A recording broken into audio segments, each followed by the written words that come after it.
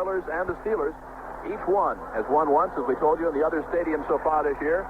Both games have been bruising, cavemen kinds of contests. They have called their next of kin. They have kissed their wives and their girlfriends goodbye. The crazed are talking about winning today's AFC Championship. The wise would just like to survive. And speaking of wise men, to call the play-by-play for you here on CBS Radio, one of the wisest, and certainly one of the best, Mr. Lindsey Nelson. Thank you very much, Jim Kelly. Hello again, everybody. Jim Tunney is the referee assigned here this afternoon. He has tossed the coin, and the Houston Oilers have won the toss. They have elected to receive. They will be defending the goal to our right as we look at the field. And so in the rain here at Three Rivers Stadium in Pittsburgh, Roy Girello will tee it up on the 35-yard line to kick it off for the Pittsburgh Steelers. They had the Zambonis out working to remove the water before the teams came out for their pregame workout. That is all gone for naught now because there's water standing on the field. A steady rain is falling. This might be Five Rivers Stadium this afternoon with a river on the near side and a river on the far side and three outside. And now a terrible foul fellow is sprinting down across the field with his shirt off, and he is getting a reception here from the aficionados of the Pittsburgh Steelers. The crowd, of course, pro-Steeler all the way here in Pittsburgh. A very vociferous crowd. We'll be hearing from them throughout the afternoon. Girello now is singing up on the 35-yard line. Johnny Durden has got back with Robert Woods to receive the kickoff for the Houston Oilers. Durden is on the left side. Robert Woods on the right side, standing along the 5-yard line. We are waiting for Jim Tunney's whistle. That will start Roy Girello forward, and the AFC Championship game will be underway. There is the whistle. Here comes Girello. Cole meets the ball. Downfield now waiting. It is taken by Durden. He gets it at the 1-yard line. He's back to the 5 to the 10. Beers left at the 15, 20, 25, and Durden is hit and goes down in a puddle of water at the 33-yard line. The tackle was made by Curson, so it is 1st and 10 now. For the Houston Oilers, they have the ball at their own 33. They have Dan Pastorini at quarterback, 199 completions, 368 passes. Completion percentage 54.1, 2,473 yards, 16 touchdowns, 17 interceptions. Earl Campbell and Tim Wilson are his running backs. They're up there in an I formation. Campbell on the tail of the tandem, rush for 1,450 yards. They start motion across now by the tight end. Campbell gets it just to the right side. Steeler defense hits him for a loss. It was Jack Helm, the linebacker on the left side. And he is thrown for a loss of 2 back to the 31-yard line. Second down, 12 yards to go. L.C. Greenwood, Joe Green, Steve Furness, John Vanderzack in there at the front four. They'll be alternating Vanderzack and White all afternoon long. Lauren Taves is in there at the linebacker. He and Robin Cole are expected to alternate. In this particular instance, Taves has come in and Jack Helm has come out. Second down and 12 at the 31-yard line. First quarter of the game having just begun here in Pittsburgh. Pastorini again waiting for the snap. Running backs in an eye. Campbell again this time to the left side. Slicing along, powers his way across the 36-yard line. Steve Dungy coming to make the tackle. Gain of 5 will make it 3rd down and 7 yards to go for the Houston Oilers. Wild card team. Already they have defeated Miami. They have defeated New England to get here. The Pittsburgh Steelers are trying to get to the Super Bowl for the 3rd time. They're going into a nickel now as they get Dungy and then get a linebacker out. In this particular alignment, Robin Cole has come off the field. 3rd down and 7 yards to go. Wide receivers left and right. Lutz right up there on the line on the corner. Pastorini out to the right to Castor. And he is hit immediately for a loss of the yard. This Castor took the pass but was hit by cornerback Ron Johnson. And that brings the punting unit on for the Houston Oilers. And Lindsey, you can hear the emotion of this crowd, the home crowd at Three Rivers Stadium. The Pittsburgh Steelers, all of them decked out in the bright yellow and black, the Pittsburgh Steelers colors. The terrible towels, over 10,000 were sold just before Christmas time. A local radio station promoted that. And every time the Steelers' steel curtain defense rises up, these fans rise up too, and the terrible towels are swirled around their heads. Punting situation for the Oilers. Cliff Parsley averaged 38.9, second-year man out of Oklahoma State. Theo Bell and Jim Smith are deep to field it. Parsley gets the snap, puts the kick up. Theo Bell moves over, takes it to the 32, goes left to the 35 to the 40, and he goes out of bounds, slicing his way out at the 42-yard line. So it'll be 1st and 10 For the Pittsburgh Steelers, they get the ball at the 42, a 33-yard punt. And Terry Bradshaw comes out to run the attack. 207 completions and 368 passes. Completion percentage 56.3. 2,915 yards, 28 touchdowns, and 20 interceptions. Running backs, Franco Harris, who rushed for 1,082, and Rocky Bleier, who rushed for 633. They even up the running backs now with Terry Bradshaw in there waiting for the snap. First play from scrimmage for the Pittsburgh Steelers. No score, game having just begun here in Pittsburgh. In the rain at Three Rivers Stadium. Going to a high count. This is Franco Harris to the left side. Cuts back, gets across the 45. Drives up to the 47-yard line before Steve Kiner comes in to make the tackle. A gain of 5 yards for Franco Harris on the first carry, makes it 2nd and 5. You know, Lindsey, if Franco Harris were a thoroughbred and you were reading the racing form, he would have a mud mark by him because Franco Harris has some of his best performances on off tracks, and this is very definitely an off track. It is all of that. The rain is falling steadily. There are large puddles of water on the artificial turf of Three Rivers Stadium in a 2nd and 5. Now they move Randy Grossman over to the tight end left. Bernie Cunningham definitely out of the ball game with a knee injury. Penalty marker thrown at the line of scrimmage. Somebody beats the snap. Franco Harris gets the ball, drives just across the 46-yard line, but there's a penalty marker to be checked out here now. They'll be switching balls often this afternoon to try to keep a dry ball on the field. Offside against the Houston Oilers. So the first penalty of the football game goes against the Houston Oilers. Of course, it was mistakes earlier in this series between the Denver Broncos and the Pittsburgh Steelers that led to that 33-10 shellacking. Of course, that and a very tough Pittsburgh defense and those 2 touchdown passes by Terry Bradshaw. But mistakes, you cannot make mistakes against a team like Pittsburgh because they capitalize so very frequently. Here's the referee about to mark it off. You know, it's a good thing this is artificial turf, or if this were natural grass, we would have no markings on this field at all because they're just about obliterated across the way. You can see the flooding starting to form. It's now just about from the 10-yard line of the Houston Oilers up to midfield. Jim Tunney takes the chain out to spot the ball at the inbounds marker, indicating offside. Ball is that much short of a first down, still 2nd down. That much short meant about 2 inches short as he held up his hands to indicate. So it is still 2nd down and less than a yard to go for the Pittsburgh Steelers as they held the ball across the 50 now, just outside the 47-yard line of the Houston Oilers. They come up with Stallworth in a wide left, and Swan in a wide right. The running backs are even up. Franco Harris and Rocky Bleier. For Bradshaw, who might run a sneak to pick that up, and instead gives it to Franco Harris, who goes straight ahead for the 1st and 10, as he got it down there to the 43-yard line. It was Greg Bingham and Curly Cuff in to make the tackle for the Oilers. 1st and 10 now for the Steelers. They held the ball at the Houston 43-yard line. So Franco Harris' second carry of the afternoon, a total of 12 yards. We mentioned that Franco in playoff action has 5 100-plus yards rushing. Keep in mind, they have 2 great receivers. John Stallworth had 41 receptions during the regular season play. Lynn Swan had 61. Swan's in a wide right. 1st and 10 now for the Steelers, and Bradshaw retreats to throw his first pass of the day. To Swan, downfield, complete, inside the 15, on down the 10-yard line. Just inside the 10-yard line. First down and goal to go for the Pittsburgh Steelers. The first big play of the afternoon. From Bradshaw to Lynn Swan. What else? 35 yards and a Steeler first down inside the Oilers' 10-yard line. Terry Bradshaw picking up right where he left off against the Denver Broncos, threading the needle perfectly, had plenty of protection, looked once over the left side at Randy Grossman, came back on the right side to Swan, who almost broke it at the 10. To go in, he was slipped and pulled down by the jersey, Lynn Swan. 5 touchdown catches in the playoffs. These fans are alive here now. First down and goal to go for the Steelers at the 9-yard line. They move Rocky Bleier over into a right set. Franco Harris in the left set. Bradshaw hands it off to Franco Harris. Goes over right guard and drives it down to the 7-yard line. 2nd down, goal to go for the Steelers at the Oilers' 7-yard line. Ted Washington, linebacker, Elvin Bethea. Outside in the 3-man defense of the Houston Oilers, in there to make the tackle. Now the defense is being beefed up by the Houston Oilers. Trying to hold here at a 2nd and goal on the 7-yard line. Swan started over, Stallworth started over, and they're going to call a timeout. A little confusion on the part of the Steelers. Can't get it straightened out. They're going to spend a timeout right here, as Jim Tunney indicates. Timeout, Pittsburgh. So with the score, Pittsburgh nothing, Houston nothing. Let's take timeout.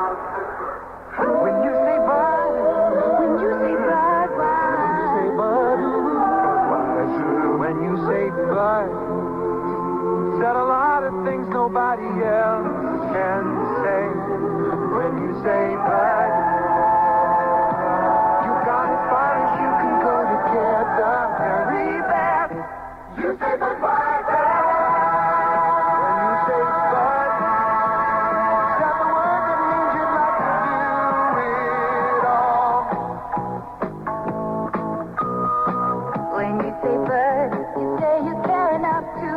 one, the king of beers. There is no way out, there's only something left, because the king of beers is leading all the way. You say bye, why you say bye, bye, bye. Anheuser-Busch, St. Louis. Jim Kelly and Lindsey Nelson at Three Rivers Stadium. And as Lindsey said, it could be 4 or 5 Rivers Stadium by the time this one is over. It continues to pour. A torrential downpour here at Three Rivers Stadium. And it gives Lindsey a chance to use one of his favorite words. The only chance you ever get to use confluence. We are located at the confluence of the Allegheny and Monongahela Rivers, where they form the Ohio.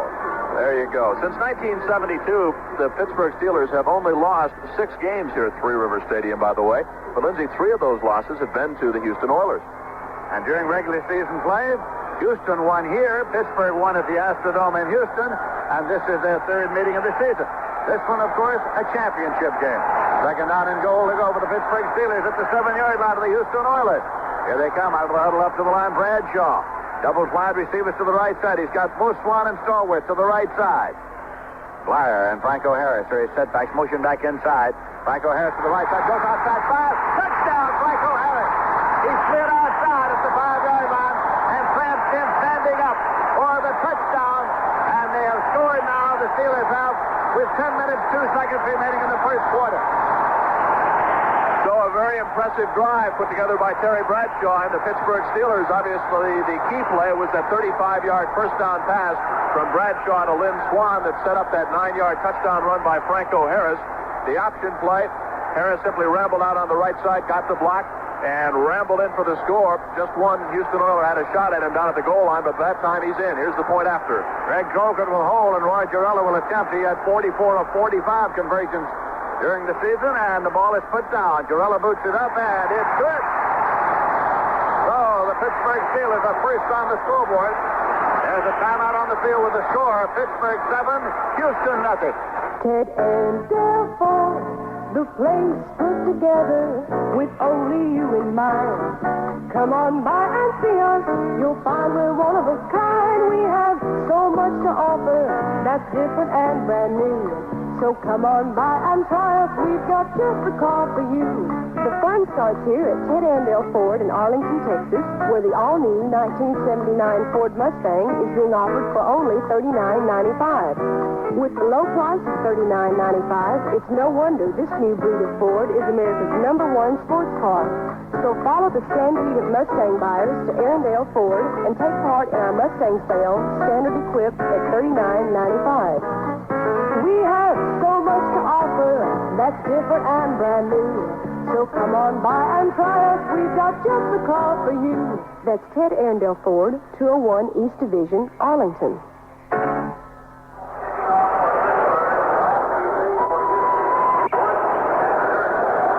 As we were coming out in the car earlier this morning, we mentioned that on an off field like this, and when you have 2 defensive-oriented teams like the Steelers and the Houston Oilers, that this game could be decided by something that happens very early in the football game. And how it affects the Houston Oilers now that Pittsburgh takes it on their very first possession of this football game, marches those 57 yards and scores almost at will.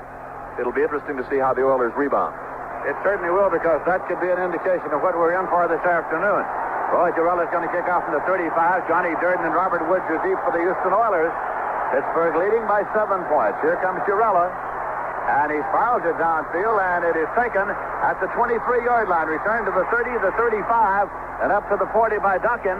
Duncan was upfield, and he returned it to just short of the 40-yard line. It'll be spotted at, call it the 39.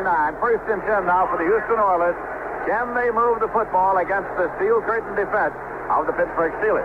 Dan Pastorini brings Houston up now first and 10 to their own 39. Jack Ham's back in there defensively at a linebacker for Pittsburgh. Kenny Burris in a wide left. Motion across from Castor. Here is Campbell carrying to the left side on a pitch. Tries to get outside, but he's being run out of bounds. There's a penalty marker thrown. There's a marker thrown. Mike Wagner was the man who would not be fought off and ran him out of bounds, but a marker was thrown about a yard ahead of Campbell. So the officials confer here. Now face mask against the Pittsburgh Steelers. A face mask penalty. Lindsey, George Reiner on the right side blocked Wagner right into Earl Campbell, and Wagner had the face mask, no question about it, right in front of us down at about the 40-yard line. That's the first penalty of the football game assessed against the Pittsburgh Steelers, and obviously it's a break for the Oilers, who found themselves trailing by a score of 7-0 very early. Any offense at all that the Oilers can generate would certainly be helpful. No question about the call on Wagner, who got the face mask of Earl Campbell coming around the left side. So the ball is placed down on the 42-yard line. That's an automatic 1st and 10 now for the Houston Oilers, as Pastorini brings them up once again, wearing a flak jacket for protection of his injured ribs. Running backs in an I formation. Motion across from Castro, wing back left. Now the ball is taken by Campbell from the tailback. Finds an opening 45 and on up to the 50-yard line. Loses his helmet at the 50. It rolls on ahead of him about 3 yards. Donnie Shell and Jack Lambert were there on the hit. But it is up there to the 50-yard line. A gain of 8 yards for Earl Campbell. Makes it 2nd down and 2 at midfield.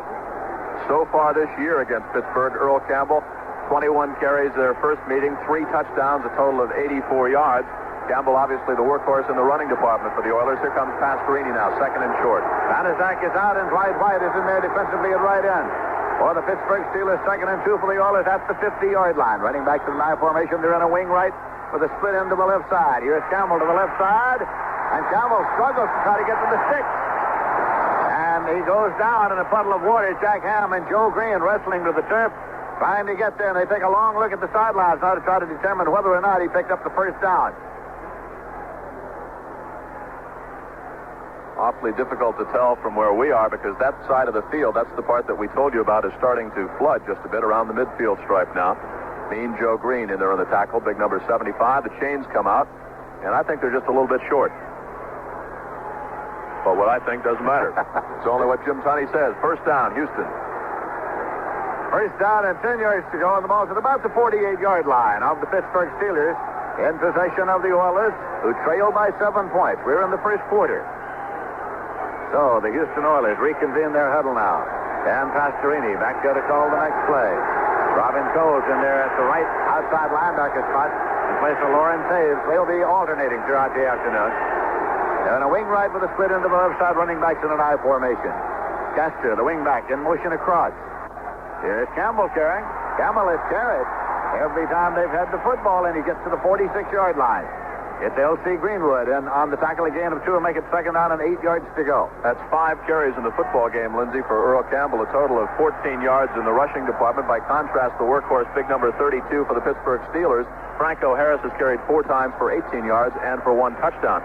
Fairly obvious that the game plan of the Houston Oilers, keep it on the ground, try to avoid throwing into that into the Pittsburgh secondary, at least so far. Pastorini, very conservative. I thought it was indicative also that both teams introduced their defensive units at the start of the afternoon. 2nd and 8 now.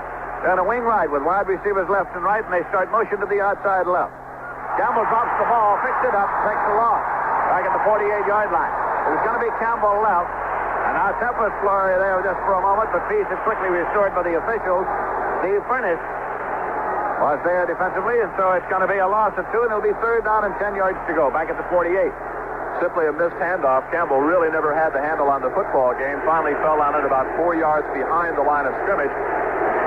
Houston Oilers in the second meeting down in Houston, Lindsey, where they lost 13-3 to the Pittsburgh Steelers, committed a total of 6 turnovers. They certainly can't afford to do that here in Three Rivers Stadium. Ronnie Coleman comes in now, and Campbell gets a breather just for the moment on a 3rd and 10. Driving back at Pastorini for his first toss to Kenny Burrow down the left sideline, and it is out of bounds, incomplete, as Burrow himself went up into the air, got a hand on it, and slapped it out of bounds to keep it out of the clutches of Mel Blood, who was covering over there. And way back upfield, big number 78 for the Pittsburgh Steelers, just completely sat on Dan Pastorini. That's the 8-year man from East Texas State. His name will be called by Lindsey all afternoon. Dwight White, 6'4", 255. Actually, a very poorly thrown pass by Pastorini. And given the field condition, Lindsey, it just might have slipped out of his hand. But that was just that desperation pass. Ironically, that was the same pass play they scored against New England the very first time that Houston broke on top 7-0 when they went those 99 yards. Cliff Parsley's back to punt. The old bell is deep, flanked by Smith and Delaplane. Waiting for the snap in deep punt formation. Parsley gets it. Steps up, boots the ball high, long, spiraling kick. The old bell takes it at the 6-yard line, runs to the left side. Gets up to the 10, to the 15, breaks the tackle to the 20, 25, to the 30, 35, and he is down at the 36-yard line. Theo Bell from the 6 to the 36, a punt return of 30 yards. Another indication of just how important those specialty teams are. It was a 42-yard punt, but it was a 31-yard return by Theo Bell. And with the score, the Pittsburgh Steelers 7 and the Houston Oilers nothing. Let's take this time out. At Ford Credit, we've been helping people finance their cars for 18 years. So we realize that sometimes a personal situation may cause you some concern about getting credit. For example, maybe you want to finance a second car and wonder whether you'll qualify. Maybe you've just changed jobs and you're concerned that this will affect your credit. And then again, maybe your income is subject to seasonal ups and downs. Or maybe you're just out of school and want to start building a credit rating. Well, at Ford Motor Credit Company, we believe in people. So whatever your personal situation, have your Ford or Lincoln Mercury dealer call us. He'll lay out a wide selection of payment plans. And credit decisions are quick while you're in the showroom. Remember, when you're buying or leasing a new car or truck, Ford Credit wants to give you credit for being you. Tell your Ford or Lincoln Mercury dealer you'd like to finance with us. Ford Motor Credit. Hi, this is Becky Suter from the WFAA Newsroom. Dallas Power and Light Company has now restored service to most of its customers who lost their electric power last week, but DP&L still needs your help. If you do not have electricity, locate your fuse box and check to see that your circuit breaker switch is in the on position. If you still don't have electricity, you need to call DP&L at one of these two numbers, 653-1311 or 747-4011. They'll be out as soon as they can. Those numbers again, 653-1311 or 747-4011. Now, takes the handoff. Play action. Comes back. Throws to Grossman. He's at the 48, the 50, the 45, the 40. Randy Grossman goes out of bounds at the 35-yard line of the Houston Oilers. Willie Alexander on the corner ran him out. And back comes Terry Bradshaw. He had a 35-yard pass to Lynn Swan. That set up that 9-yard touchdown run by Franco Harris. This time Bradshaw faked the Blyer into the line, went back, looked out to the right side, and Grossman had beaten the secondary and just picked up another first down. 28-yard pass completion play, and the Steelers are on the move. First and 10 at the Oilers 35-yard line. Stallworth to the left side. Lynn Swan to the right side. The running backs are split. Dropping back now and looking left towards Stallworth. But the ball is going to Grossman again. At the 25-yard line. Grossman still in motion down to the 21-yard line. Another first and 10 for the Steelers. On the pass, Bradshaw to Grossman at the 21-yard line of Houston. Terry Bradshaw picking apart the Houston secondary, the same secondary that beat Miami and beat New England in Miami and in New England. Grossman, his second reception in a row. Bradshaw now is perfect on the afternoon. 3 out of 3, a total of 76 yards. Second time this afternoon that they have picked on Greg Stimrick on the right corner for the completed pass. First and 10 now. As Stallworth goes to the left side, Lynn Swan to the right side. Rhythmic applause begun by the Steeler fans here in Pittsburgh. Bradshaw now leans in. Had flu a good part of the week. Waiting for the snap. Flyers in the left set. Franco Harris in the right set. Black and gold clad Steelers. Franco Harris gets it. Finds a small hole. Jitterbugs through to the 19-yard line, and he stopped there after a gain of 2. It'll be second down and 8. Elvin Bethea was there on the tackle for the Houston Oilers, who find themselves fighting off the Pittsburgh Steelers here in the first quarter. 5th carry of the football game for Franco Harris. He has 1 touchdown. He's rushed for 20 yards. 310 carries during the regular season. 1,082 yards, averaging just about 3.5 yards every time he got the football. His longest run from scrimmage was 37 yards, and Franco scored 8 touchdowns. That's during the regular season. Second down and 8 for the Steelers at the Houston 19-yard line. Pittsburgh leading by a score of 7-0. 4 minutes, 47 seconds remaining to be played in the first quarter. Bradshaw dropping straight back and looking now. Throws to Swan, and Swan can't get an interception at the 11-yard line. A diving interception by Willie Alexander as Swan had slipped down trying to come back on the hook. He slipped down along Alexander to speed in front of him, make a diving catch. First and 10 now for the Houston Oilers. Ball is going to be spotted on the 10-yard line. There's a case where the receiver fell down. The pass was just underthrown just a little bit, and Willie Alexander picked up his 5th interception of the season. There's a pause in the action with a score. The Steelers 7, the Oilers nothing. Now let's take this time out.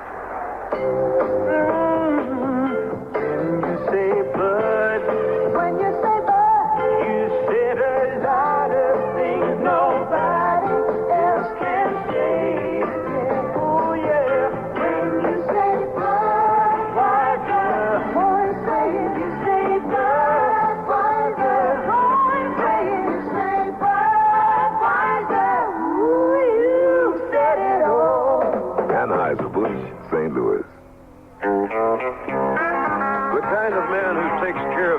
hard-working car has got no use for a dirty carburetor. So he gets a little red bottle of STP gas treatment and adds it to the gas every time he fills up. STP gas treatment gets in there and helps keep that carburetor clean. And that's honest work for something that comes in such a small package. Available at over 1,300 Kmart automotive departments across the USA.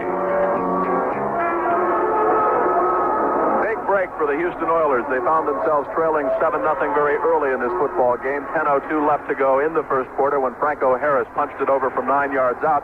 And then Willie Alexander, number 19, an 8-year man from Alcorn University, came up with his 5th interception of the season to stop that Steeler drive. If Pittsburgh had led 14-0, Lindsey, we could have packed it up. I think you're right. It's 1st and 10 now. It's Dan Pastorini. He is waiting for the snap.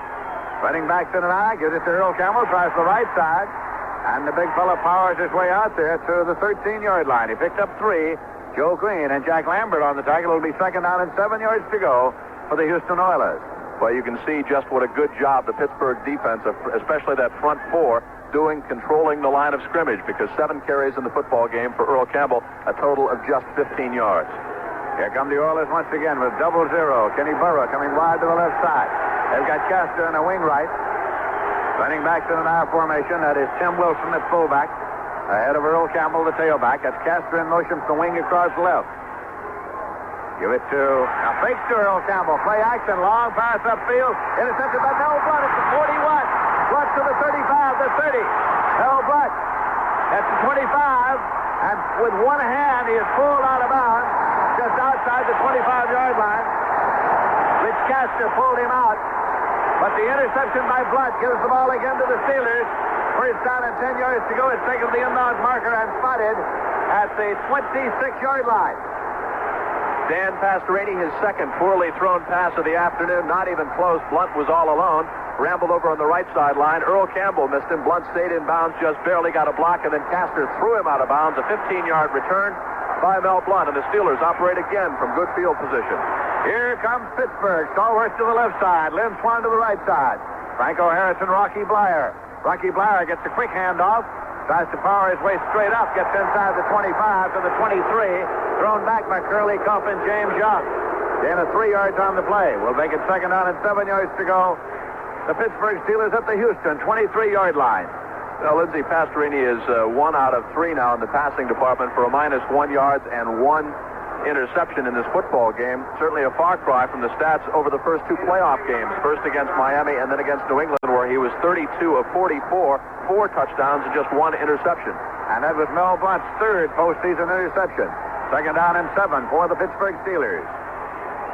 Franco Harris in the left set. Gets the ball, goes to the right side. Got at most a yard. If he got to the 22-yard line, it'll be 3rd down and 6 yards to go. Stopped by the Houston Oilers, led by Curly Cuff and Greg Bingham. And certainly you would have to say a big 3rd down play, not only offensively for the Pittsburgh Steelers, but more importantly for the Houston Oilers defensively, because you've now turned the ball over twice, and you're operating well in the shadow of your own goalpost, certainly well within Roy Girella's field goal range, but you cannot afford to surrender a 1st down here. 3rd down coming up now. Running backs are split for the Pittsburgh Steelers. Bradshaw retreats, sets up. Throws, and it is deflected incomplete. Grossman, the intended receiver, but it'll bring up a 4th down now. And it was Stemrick who made the move, Greg Stemrick, and got a fingertip on the ball, deflected it out of the grasp of Grossman. And here comes Girella. Roy Girella, the field goal man. He is 12 of 26 this year. And he's going to set it up. It'll be a 40-yard attempt. Now, this is just about his range, because his effectiveness goes down to 27% outside 40 yards. It is going to be Colquitt holding. It'll be from the hash mark right. A 40-yard field goal attempt by Roy Girella here in the first quarter. Ball is down. It's booted up. The 40-yarder is no good. It is no good, and it'll be spotted at the line of scrimmage.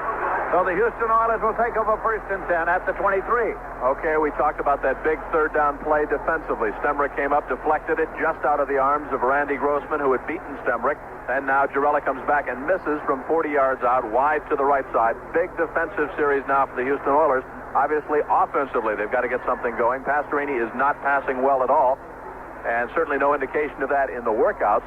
but you have to give an awful lot of credit to that front four of the Pittsburgh Steelers. They've been putting the pressure on, and Pastorini has been having all sorts of problems. We mentioned he's 1 out of 3, but a net yardage is -1 with that one interception. Wright White back in there defensively now for the Steel Curtain. 1st and 10. Houston at their own 23. Pastorini looking left and right, wide receivers out both sides. Running back to the I formation. Pastorini back to set it up. Pumps Worth, and he's sacked. Pastorini is sacked. Dropped back there at the 17-yard line by L.C. Greenwood. Well, to Pastorini's credit, he came back throwing even after the interception. Now we've got an injury down on the field. Number 64 for the Houston Oilers. That is George Reiner, 6'4", 263, second-year man from Penn State. Greenwood in on the tackle against Pastorini. And that's the first sack of the football game for the Pittsburgh Steelers. L.C. Greenwood, by the way, led the Steelers in quarterback sacks with 9.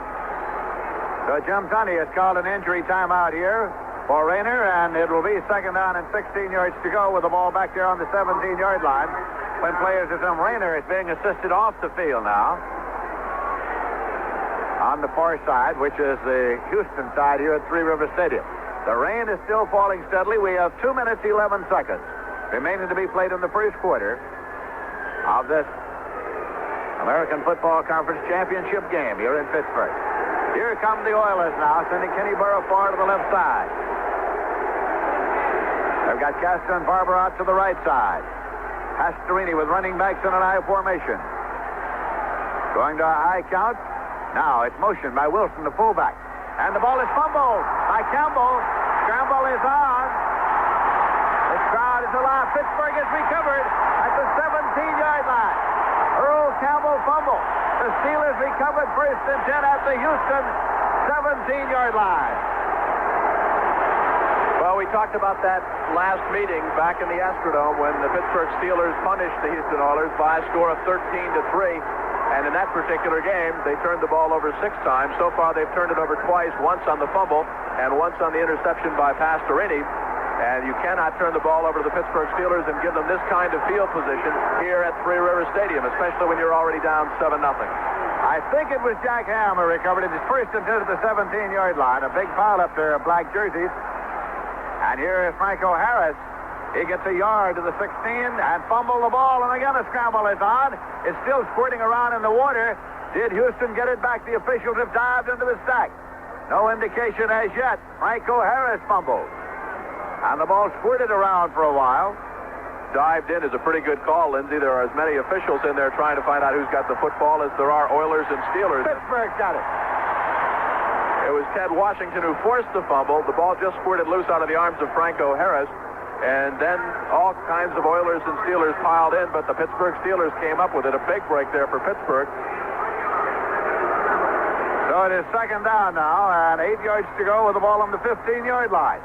Picked up 2 yards on the fumble. That's not bad. That's exactly what they did. Pittsburgh Steelers are back in their huddle now as the Houston Oilers deploy their defense. 1 minute, 26 seconds left in the quarter. Pittsburgh leading by a score of 7-0 and driving here. Our first quarter has been played down at this end of the field. Bradshaw waits for the snap. Handing it off to Rocky Blyer. Rocky Blyer to the right side to the 10, to the 5. Touchdown at the flag. Rocky Blyer took it in. Touchdown at the flag. So after the fumble by Earl Campbell, the Pittsburgh Steelers come back. A 17-yard touchdown drive. They do it in 2 plays. And it was Rocky Blyer around the right side. He made his move inside at about the 15-yard line. Got a pretty good block from Lynn Swan down at the 10 and made his cut and then just dove for the flag. 14-0 if the conversion is good. It's Colquitt holding, and again Roy Girella will attempt the conversion. He is 1 for 1 for the afternoon. And outstretched now. Colquitt is waiting for the snap. Puts it down. Girella boots it up, and it's good. So the Steelers have scored and they have converted. And as they come back up the field, the score is Pittsburgh Steelers 14 and the Houston Oilers nothing. I'm Dan Reeves, offensive coordinator of the Dallas Cowboys. One thing we always strive for on the Cowboy offense is efficiency. That's why I'd like to recommend, if you're thinking of replacing or adding on to your heating system, that you consider a Fetter's heat pump. At 17 degrees Fahrenheit, a Fetter's heat pump produces 80% more heat than a comparable electric furnace. Not only is that amazing efficiency, but it also results in substantial energy and cost savings. What's more, the Fetter's heat pump is just as efficient in the summer when it operates as central air conditioning. In fact, using a heat pump, you can save enough money on your winter heating bills to pay for the cost of summer cooling. Take the advice of someone who admires efficiency, because believe me, our winning or losing can depend on it. Find out the advantages of a Fetter's heat pump at your nearby Fetter's dealer. In Garland, West Heating and Air Conditioning. In the mid-cities, Houck Heating and Air Conditioning. Hi, this is Becky Suter from the WFAA Newsroom. Dallas Power and Light Company has now restored service to most of its customers who lost their electric power last week. But DP&L still needs your help. If you don't have electricity, locate your fuse box and check to see that your circuit breaker switch is in the on position. If you still don't have electricity, you need to call DP&L at one of these two numbers, 653-1311 or 747-4011. They'll be out as soon as they can. Jim Tunney, the referee, retreating to his position behind the receiving team. You've probably seen his visage around in all sorts of advertisements because Tunney has modeled for most of the officials' advertisements that are seen in newspapers and magazines around the country. Including the ones for CBS Radio. Exactly. Public address announcer has announced that there's very little time remaining. Now, a line drive is taken at the 25-yard line. Return to the 30, 35, the 40, the 45, and the Houston Oilers have the ball up at the 42-yard line. A line drive taken well upfield. And it was taken by Merkins, a wide receiver who ran it up there, so it's going to be 1st and 10 at the 47-yard line of the Houston Oilers in their possession. And obviously the best field position so far that Houston has enjoyed. I think the rain has gotten to the clock because that is not operating. We are still in the first quarter, and Houston now in possession at their own 47. And Pastorini now trying to warm his hands, keep them dry. Leans in to take the snap from his center. Running backs in an aisle, wide receivers left and right. Pastorini, play action now. Back to throw. Goes out to the right side. It is completed across at the 40-yard line. It is Rich Castor, I think. In the rain on the far side, it's going to be spotted at the 39-yard line as Castor took it 1st and 10 for the Houston Oilers. It was Shell and Johnson on the tackle. And that's only the second completion of the football game for Pastorini, for now a total of 12 yards, but a big first down for Houston. Pastorini, as we told you, 199 completions, 368 attempts during the regular season. In the playoffs, 32 of 44. First down, 10 yards to go. Oilers at the Steelers' 39-yard line.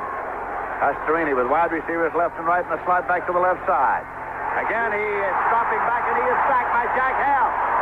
Jack Ham in there with another sack as he dropped Pastorini, who never knew what hit him and never had a chance. Back at the 49-yard line for a loss of 10. Just simply blindsided. He came in from the left side. Pastorini never saw him. Flak jacket or not, he was lucky to hang on to the football all the way back at the 49-yard line of the Pittsburgh Steelers. 2 sacks in the football game so far for the Steel Curtain defense for a total of 18 yards. Second down, 20 yards to go now for the Oilers at the Steeler 49-yard line. Here comes Lauren Taves into the ball game. And Robin Cole is coming out. There's the gun sounding the end of the period. That's the end of the first quarter with the score.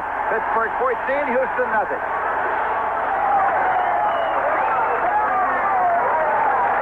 I'm Rocky Blair of the Pittsburgh Steelers. Before you can pick a play that works, you have to know all your choices.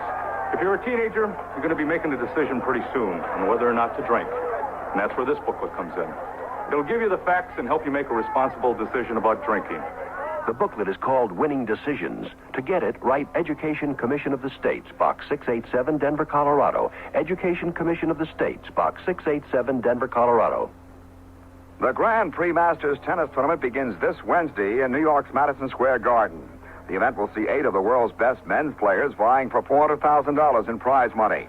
I'm Ed Ingles, CBS Radio Sports. I'll be there throughout the tourney to provide on-the-scene reports in all regular CBS Radio Sports broadcasts. Now, during the semifinals and finals over the weekend, I'll also have 8 special reports for you each day. Listen here for the Grand Prix Masters Tennis Tournament on most of these CBS Radio Network stations. Jim Kelly and Lindsey Nelson back at Three Rivers Stadium here in Pittsburgh, and by the time the afternoon is over, we may have another confluence, because if the river by the Pittsburgh bench joins the river by the Houston bench, and we've got a lot of flooding down on this artificial surface, we'll have a fourth river, Lindsey. We will, in fact. It's been that kind of a day with the game-time temperature at 32 degrees. It had been feared that this game might be played on a frozen field or on snow, so throughout the week the field was kept covered, and the ground crew was working about 18 hours a day, blowing hot air underneath it to keep the field from freezing. There were some patches of ice that were dissolved yesterday, and overall, as far as that was concerned, the field was in good shape. But the rains came, and there's water standing all over the artificial turf. First quarter stats, Terry Bradshaw, 3 out of 5, 76 yards, 1 interception. Dan Pastorini, though, just 2 out of 4 for 12 yards and also 1 interception. Franco Harris, 7 carries, 23 yards and 1 touchdown. Earl Campbell, 8 carries and 15 yards. It's been all the steel curtain defense so far, plus the passing of Terry Bradshaw. Pittsburgh came out with a wide-open game plan, despite the fact that Bradshaw was sidelined most of the week with the flu. He did not work out prior to the game yesterday. He did attend the team meeting, but the doctor assured us last night that Terry would be in fine form. 3 out of 5, 76 yards. The doctor was right. And now Jim Tunney has indicated he has taken an official's timeout to convene his crew of officials here. I think relative to the clock, because they're having clock trouble again. Jim Tunney's the referee. Pat Hart is the umpire. Leo Miles, the head linesman. Art Holtz is the line judge. Tim Poole's the back judge. Grover Clemmer is the side judge. Charlie Musser is the field judge. And I think he has indicated that they simply have gremlins in the clock and don't count too heavily on it because it's, among many other things, wet. Gremlins out in Los Angeles in the form of Jack Buck, who, believe it or not, was up at 8:30 this morning because he and Lindsey were on KMOX Radio in St. Louis, our CBS affiliate there. Jack Buck, Hank Stram following this game with the Rams-Cowboys NFC Championship game. Starting the second quarter, 14-0 Pittsburgh, 2nd and 20, Houston at the Pittsburgh 49-yard line. Dropping back now. It's Pastorini.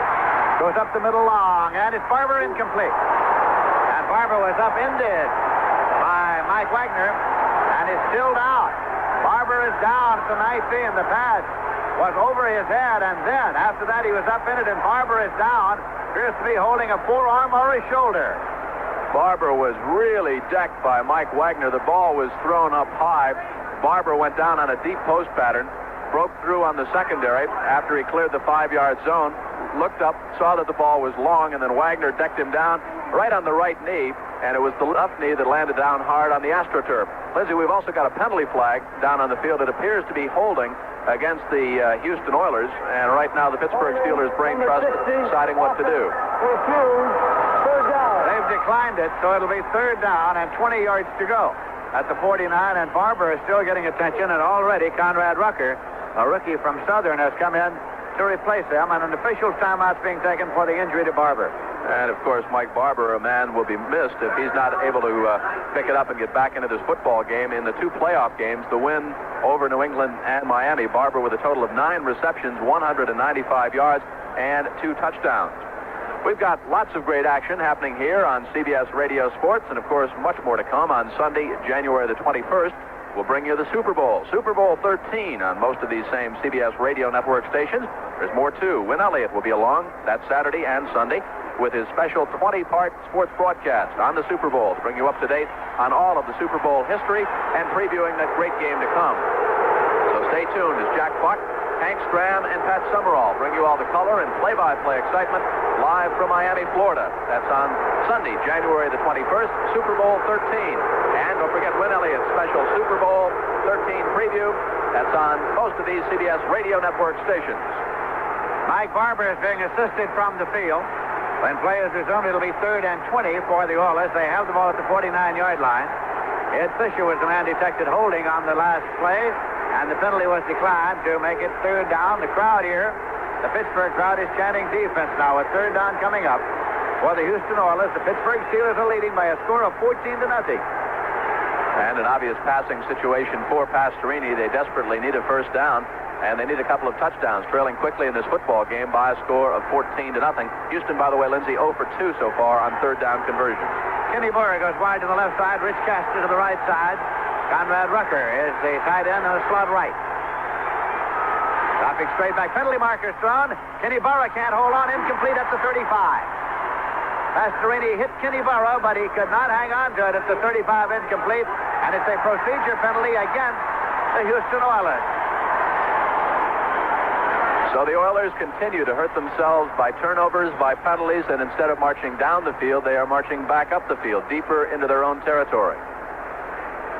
The Oilers now have been penalized. That's the third penalty of the football game.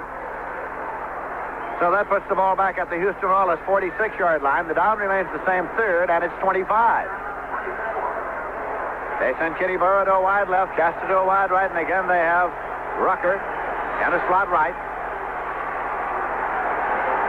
Ronnie Coleman is in there in place of Earl Campbell at the moment. Wilson and Coleman are the setback. Pastorini drops back on third and extremely long. Out to Wilson in the right flat, to the 50, to the 45, and he is down there. So it is far short of first down yardage. Johnny Shell made the hit. Fourth down coming up for the Oilers. Now they held the ball at the Pittsburgh 45. And the third time this afternoon that the Steel Curtain defense is forced a Houston punt. Here come those terrible towels, the Steelers fans rising up to it. So far, 2 punts in the football game for the Houston Oilers, averaging around 37 yards per punt. Cliff Parsley's in to do the punting. He's from Oklahoma State, and center deep is Theo Bell, flanked by Smith and Delaplane, 10 yards upfield on either side in the triangle. Waiting for the long snap. Here's Parsley. Gets it, steps up, plenty of time. Theo Bell is waiting, and he takes it at the 12-yard line to the 15. Guido Merkins, the rookie from Sam Houston State. Pretty good open field tackle on Theo Bell right there. And with the score, the Pittsburgh Steelers 14 and the Houston Oilers nothing. Let's take this time out. When you say bye, you've said a lot of things nobody else can say. You say but why when you say bye, run as far as you can go to bed. The very best. When you say bye, why say bye, Anheuser-Busch, St. Louis. There's a strong, healthy attitude moving across America these days. A feeling of pulling together and finding new ways to conserve America's valuable fuels. The American Trucking Association is in step with that attitude. Truckers are using more efficient diesel engines, adding air deflectors, and riding on energy-saving radial tires. Truckers are cutting down on waste while still delivering the goods that help maintain America's way of life. This salute to the American Trucking Association was brought to you by Goodyear. Jim Kelly and Lindsey Nelson back at Three Rivers Stadium here in Pittsburgh. The Steelers on top 14-0. The AFC Championship game here on CBS Radio to be followed by the NFC Championship. Jack Buck, Hank Stram standing by in Lindsey, warm Los Angeles. That's what Jack Buck said this morning. We asked him about the weather in Los Angeles. He said, beautiful. First and 10 now for the Pittsburgh Steelers at their own 17-yard line. Bradshaw has his running back split. Wide receivers left and right. Pittsburgh's leading 14-0. And it is taken this time by Rocky Blyer. He comes left for Franco Harris leading the play and gets to the 20-yard line. Gain of 3 for Blyer, makes it second down and 7 yards to go. James Young in to make the tackle for the Houston Oilers. Oilers are coached by Bum Phillips. He got that name when his kid sister was very small and could not say brother, and Bum was the closest she could get. So Bum Phillips got a lifetime nickname out of it. He at one time was on the staff as an assistant to head coach Bear Bryant at Texas A&M. Second down, 7 yards to go. At the 20-yard line. Bradshaw again. With a slot right this time. Waits for the snap. He plays play action. He has the football. Bradshaw now scrambles out to the right side. Gonna run it. 20, 25. Bradshaw to the 30. And he slips down and he slides for 10 yards. It'll be marked well backfield, but the crowd gets a big kick out of the slide on his derriere for about 10 yards. In the water upfield. It's going to be spotted at the 32-yard line.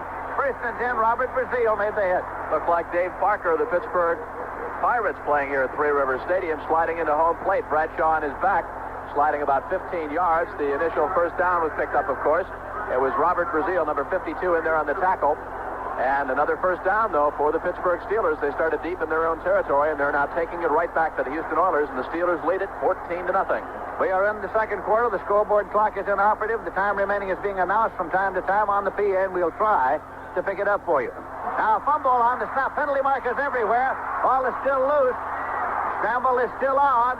Gathered in by a Steeler way back there about the 10-yard line, but there are all sorts of flags to be checked out. It is Jerry Mullins on the ball, way back there.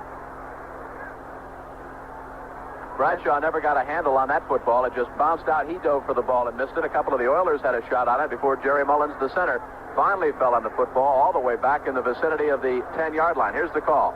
Illegal motion, number 55. Illegal motion against the Pittsburgh Steelers, and it has been declined, and they get the ball back there at about the 11-yard line. That's the best defensive play the Oilers have had so far. Big break for Houston. They didn't get the football, but they certainly have pushed Houston, or the Steelers, way back into Pittsburgh territory. 2nd and 31 back at the 11-yard line. Pittsburgh's leading by a score of 14-0. Here is a quick pitch, and it's taken by Franco Harris. Comes to the left side, gets across the 15, and goes up to the 18-yard line. Fumble the ball, and again they're scrambling in the water, and Houston has recovered. At the 20-yard line of Pittsburgh, Houston has recovered the fumble. And so it was Robert Brazile coming out of the sack with the ball. 1st and 10 now for Houston in Pittsburgh territory. It's a rainy day, a wet day, and as far as the ball is concerned, a slippery day. Robert Brazile, number 52, the linebacker for the Houston Oilers, 6'4", 238, four-year man from Jackson State, fell on that football. One of the leading tacklers for the Oilers with 91. Ironically, over the course of the season, Lindsey, he had not recovered any fumbles. Ball is spotted inside the 20-yard line. 1st down, 10 yards to go for the Oilers. With Pittsburgh leading by a score of 14-0. Earl Campbell, the lone setback in this alignment. Pastorini looks left, looks right. Hands the ball to Campbell. He drops it. Fumble. Campbell recovered his own fumble at the 19-yard line. Gained a yard, so it's going to be 2nd down and 9 at the 19. That ball is difficult to hold on to as Campbell simply took the handoff, took about one step, and it popped out in front of him. So the second time of the afternoon that Campbell's having trouble with that football. As Lindsey called it, he did manage to get the handle and fall on it himself as the Oilers picked up 1 yard on the play at 2nd down now and 9 yards to go. Campbell's favorite country and western song, by the way, is Slip Sliding Away, and that's what that ball is doing from Earl so far today. It's that kind of a day. 2nd down and 9. Houston at the Pittsburgh 19-yard line in the second quarter. Pittsburgh leading 14-0. Pastorini with a pitch this time to Campbell. Tries to go left, cuts back. Hit by the steel curtain, and he gets to the 17-yard line, perhaps the 16. Jack Lambert was first to get there, and then Dwight White came up with a charge that finally stopped him. Tippers flare a little bit on the far side. Mel Blunt and Kenny Burrow exchanging greetings over on the way far side, back there in the floodwaters. Ball is being brought to the inbounds marker. It's going to be spotted at the 17. A gain of 2 will make it 3rd down and 7 yards to go. And again, the Oilers, Lindsey, are 0 for 3 in 3rd down conversions. Defense is the chant from the Pittsburgh Steelers fans here at Three Rivers Stadium. 3rd down and 7. Houston at the Pittsburgh 17-yard line. Campbell's the lone setback. Dan Pastorini has wide receivers left and right. Going to a high count. Now, short drop, and he pumps it to the left side, and Kenny Burrow can't get to the penalty marker. It was Blunt and Burrow, and I think we're going to get an interference call on Blunt. Just popped up there, balloon pass to the left side. And the penalty marker went down as Blunt and Burrow went up for the ball. No question about the call. Blunt was all over Burrow down at about the 5-yard line. He lassoed him, and a good call. Of course, the Steelers are not too happy about it. All the way back upfield in the 20-yard line. A little mix-up there. Dwight White and number 76, Morris Towns getting into it. But Blunt was all over Burrow down at about the 5-yard line, and this is obviously the deepest penetration for the Houston Oilers. Now, Pastorini is calling to get Earl Campbell and some running backs in. It'll be 1st down and goal to go now for the Houston Oilers. The ball is inside the 5-yard line. Pass interference call against Mel Blunt as Kenny Burrow is the intended receiver. Now, the Houston Oilers back in their huddle. Dan Pastorini calling the next play as the Oilers try to get something on the scoreboard here in the second quarter with Pittsburgh out in front 14-0. Ball is marked ready for play by referee Jim Tunney. Pittsburgh Steelers have deployed the defense now. The umpire is wiping off the ball to try to keep it as dry as possible. Rain is still falling steadily here as it has been throughout the game. Wilson ahead of Campbell in the I formation for Pastorini. And now Wilson deployed to a wing left, and Campbell is a lone setback, a double wing. Campbell powers in for a yard, and that's all. He's thrown back. Joe Green met him there. Let's pause 5 seconds for stations to identify themselves on the CBS Radio Network. News, sports, and talk radio for the Metroplex. This is WFAA Dallas-Fort Worth. Pretty tough to crack that Pittsburgh front four, especially inside the 10-yard line of the Steelers. John Banaszak, Steve Furness, Joe Green, and L.C. Greenwood up there. Earl Campbell now 11 carries, just 19 yards. Second down goal to go. The ball is inside the 4-yard line. They deploy into a double wing once again. Earl Campbell, the lone setback. Now motion across from the wing back right. Now it's Pastorini dropping and throwing, and it's incomplete. Throwing to no one in particular. Castro was the man nearest. L.C. Greenwood was pressuring him to relieve himself of the football. So it'll be third and goal inside the 4-yard line for Houston. And Greenwood almost had a chance to come up with that interception. A badly thrown pass by Pastorini. Obviously not ideal weather conditions as the rain continues to pour down here at Three Rivers Stadium. But Pastorini's been having all sorts of problems. He's 3 out of 7 for a total of 20 yards so far in the football game. The chant is defense, and Dennis Winston, a linebacker, races onto the field. And Furness comes off the field. Third and goal inside the 4. Wilson ahead of Campbell in the I formation. Wilson deploys to a wing back left. They're in a double wing. Campbell alone setback. Now Wilson in motion across. Wing back right beats the snap. Penalty markers go down. Campbell to the right side. He goes out of bounds at the 4-yard line, but there are penalty markers. Wagner and Johnson on the tackle. Lindsey, all kinds of movement over on the right side of that Oilers line. Ed Fisher, the right guard, number 60, blew out a little bit early, and then the entire right side went out. So this will be a procedure call against the Houston Oilers, and let's see if Chuck Noll wants to decline the penalty and force a field goal attempt. They're in conference now, and Jim Tunney takes the ball from the spot where Campbell took it out of bounds. Declined, fourth out. It's declined, and fourth out is coming up. Penalty is declined as the ball is taken now to the inbound mark and spotted. It is at the 3-yard line. So it's fourth and goal. Houston at the 3-yard line of the Pittsburgh Steelers, who are leading 14-0. And how about this? Bum Phillips is keeping Tony Fritsch on the sideline. It looks like the Oilers now want to talk about it. Dan Pastorini's not so sure about this. Timeout, Houston Oilers. They do want to talk about it because the field goal unit did not come on. There's a timeout on the field with the score Pittsburgh 14, Houston nothing. Hard driving is not just for the pros. Because hard driving is everyday driving. Everybody knows. So when you're driving and you want to keep it driving with dependability, remember Valvoline's not just for winning races. Valvoline is for you and me. This is Jim Simpson for Valvoline Motor Oil. You know, everyday driving can punish a family car engine just as much as Grand Prix racing. That's why experts like world driving champion Mario Andretti use Valvoline in their family cars. So for long engine life, depend on Valvoline.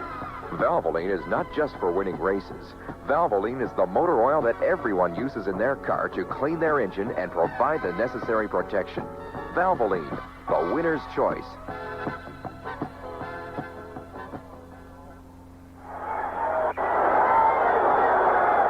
Interesting call with 9:42 left to go in the first half, Lindsey Nelson. It looks like Bum Phillips feels that the Houston Oilers need a touchdown in this situation, trailing 14-0, a lot more than they need a field goal. The reason being, they trail, and the Steel Curtain defense has done quite a job. Now it looks like he's going to take the 3 points. Yes, after a big huddle along the sideline, Tony Fritsch is coming out now. In field goals, he was 14 of 18 during the regular season. And apparently the reasoning now is don't go down there and get this deep and come away empty as they have before. Get something on the scoreboard.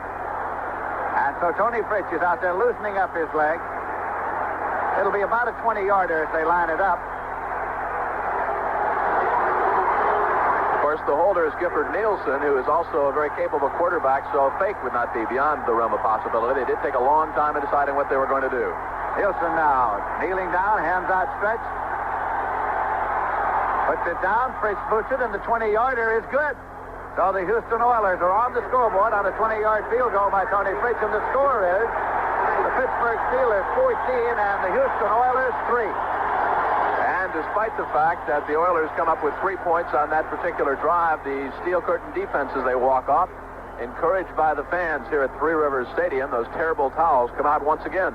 Jack Buck, Hank Stram, Pat Summerall, your CBS Radio Sports team for live coverage of the Pro Bowl game. Listen right here on Monday, January the 29th, over many of these same CBS Radio Network stations. So the Oilers come away with at least 3 points, and I think this early in the football game, Lindsey, that's probably a pretty good call by Bum Phillips. Take the 3 points, because if Pittsburgh had held defensively there, the momentum of this football game and a blowout might be very, very possible. I think you're exactly right. So now Tony Fritz is taking it up to the 35-yard line, and Larry Anderson has dropped back. He's got Jack Delaplane on the far side, and then upfield about 10 yards on the left, he's got Rick Moser to receive the kickoff as the rain is falling steadily as it has throughout the course of this ball game. Pittsburgh Steelers are leading it by a score of 14-3, and the unreliable clock says we have 9 minutes, 39 seconds remaining to be played in the first half. Here comes Fritz, side wheels it downfield, and Delaplane takes it at the 12-yard line to the 15 to the 20. Gets back toward midfield and gets up to the 30, and it stops at the 32-yard line. Jack Delaplane. Lindsey, kind of a lone figure standing back at about the 45-yard line. Tony Fritz, he wanted no part of that kickoff return. He's not the safety valve man, because he's not going to catch anybody if they break beyond the 50. Not at all, but you're right. He didn't want to slosh around. He found an island out there in all that sea of water, and he stood right in the middle of it. Poole was downfield to make the tackle for Houston.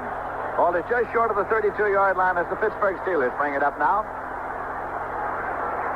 Wide receivers left and right. Swan to the right side. Stallworth to the left side. The running backs are split. Bradshaw handing it off to Rocky Blyer. Blyer for no gain. He is stacked up at the 32-yard line by James Young and Elvin Bethea. So it is second down. At 10 yards to go for the Steelers at the 32. And, of course, coming up right after this game, Jack Buck and Hank Stram in Los Angeles, the NFC Championship game. The Los Angeles Rams, winners in the NFC West, and the Dallas Cowboys, winners in that NFC Eastern race. Coming up at 4:50 Eastern time here on CBS Radio. Again, it's Swan out to a wide right. Stallworth left. The running backs are split. Bradshaw waiting for the snap once again. Second down and 10 yards to go. Bradshaw drops straight back and takes a look. Now scrambles out, and he's going to run it to the 30, 35, hits for the sideline, 40, 45-yard line, and out of bounds. He picked up the first down. Bradshaw turning it on. And with an Oiler in hot pursuit, he sped out of bounds. Greg Bingham ran him out there at the 45-yard line. That's the second time that Terry Bradshaw has run with the football. Actually, the first time he slid with it, 12 yards and a Steeler first down. This time he picks up 13 yards and another Pittsburgh first down. Elvin Bethea, number 65, the man in pursuit, but no contest. Bradshaw got out of bounds and picked up the first down. So the Pittsburgh Steelers move it up toward midfield. First and 10 at their own 45-yard line. They're leading 14-3 in the second quarter. Here comes Mike Webbs to the center over the ball. Stallworth to the left side. Glenn Swan to the right side. Running back split for Bradshaw. Bradshaw drops back. Sets it up, looks. Pumps it up the middle, and it is incomplete. A sliding attempt over there by Swan. Lynn Swan sliding along in the water, incomplete, second and 10 at the 45. That's sailed over the head of Grossman and short for Swan. And Jerry Mullins goes over. He dries off the arm and the hands on the towel tucked underneath Terry Bradshaw's jersey. 3 out of 6 so far in the football game for Bradshaw. A total of 76 yards. If he had the flu earlier in the week, don't tell the Houston Oilers secondary, because they can't believe it.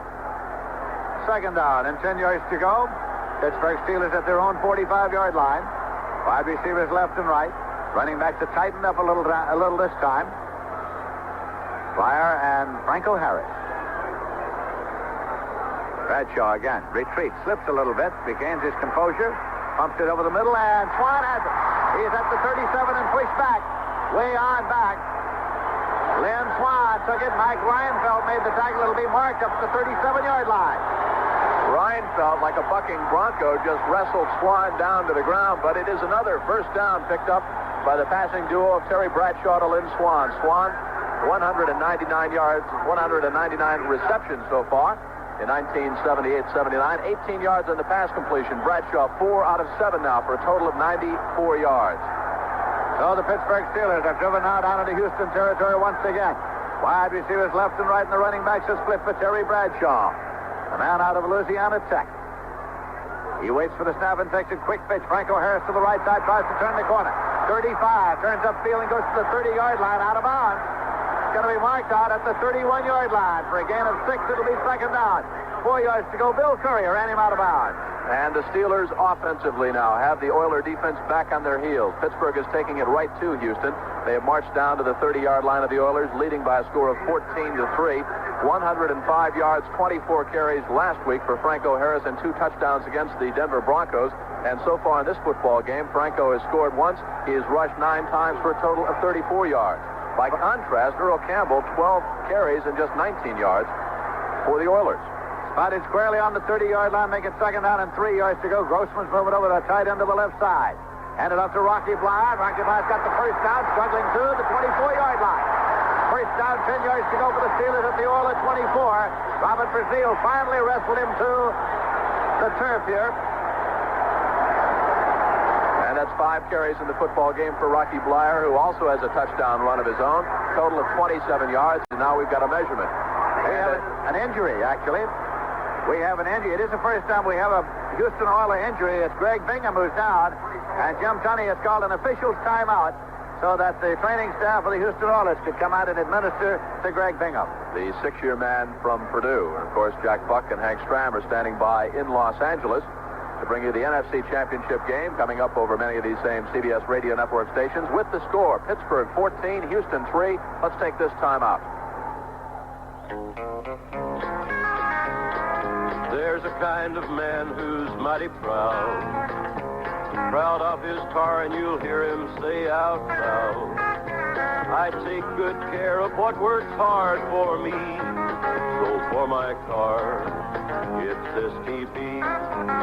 Yeah, in my car, it's STP. Over 18 million people use STP oil treatment.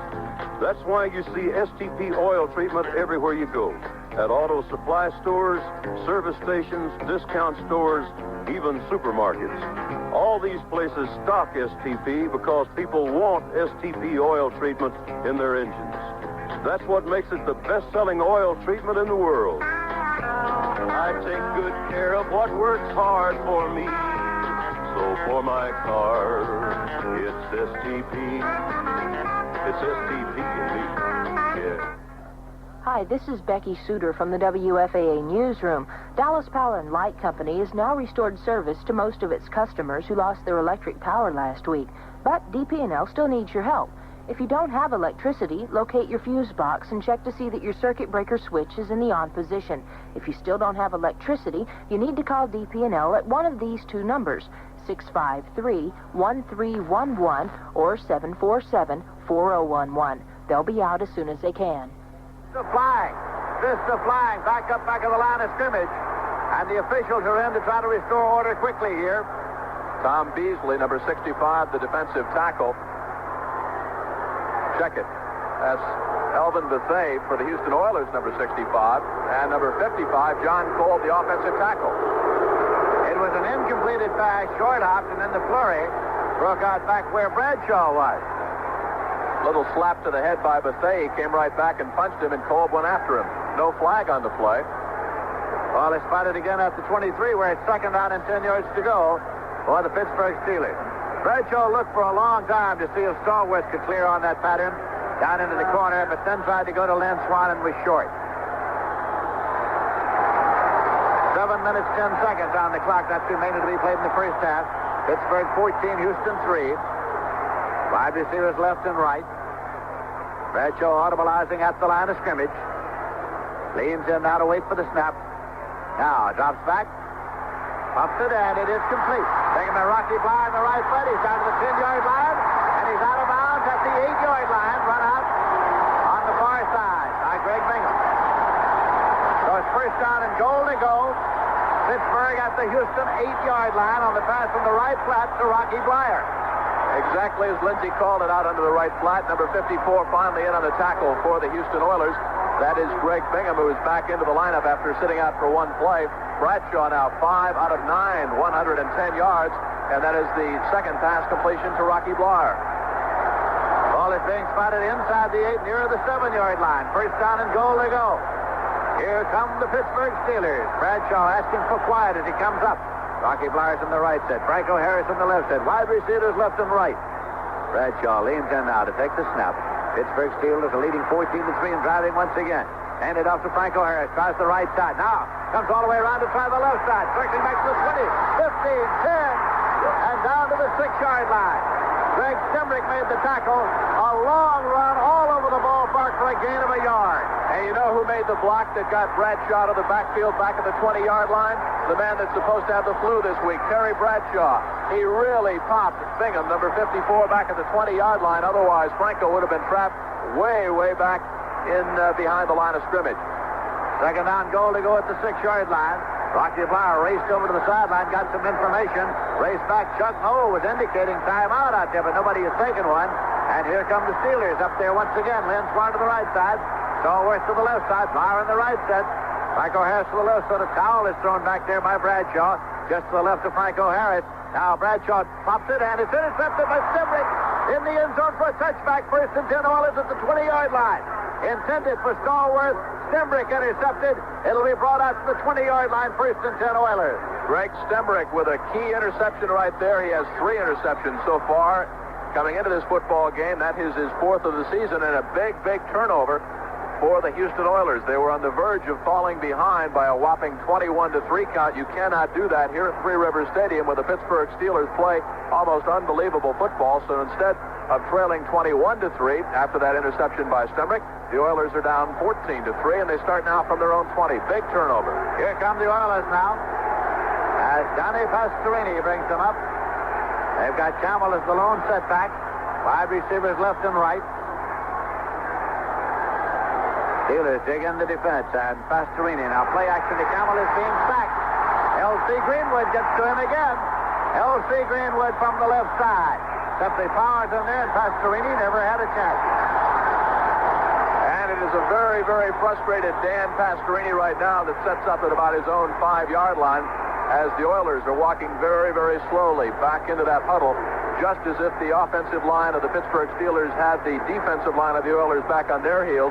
It is the defensive line of the Pittsburgh Steelers that has the offensive line of Houston on their heels. Pittsburgh in complete control of this football game. Second and 16 back at the 14-yard line now. And Pastorini slowly comes up to the line. He leans in now. Campbell's his lone setback. 5 receivers left and right. This time Campbell gets it, goes to the right side.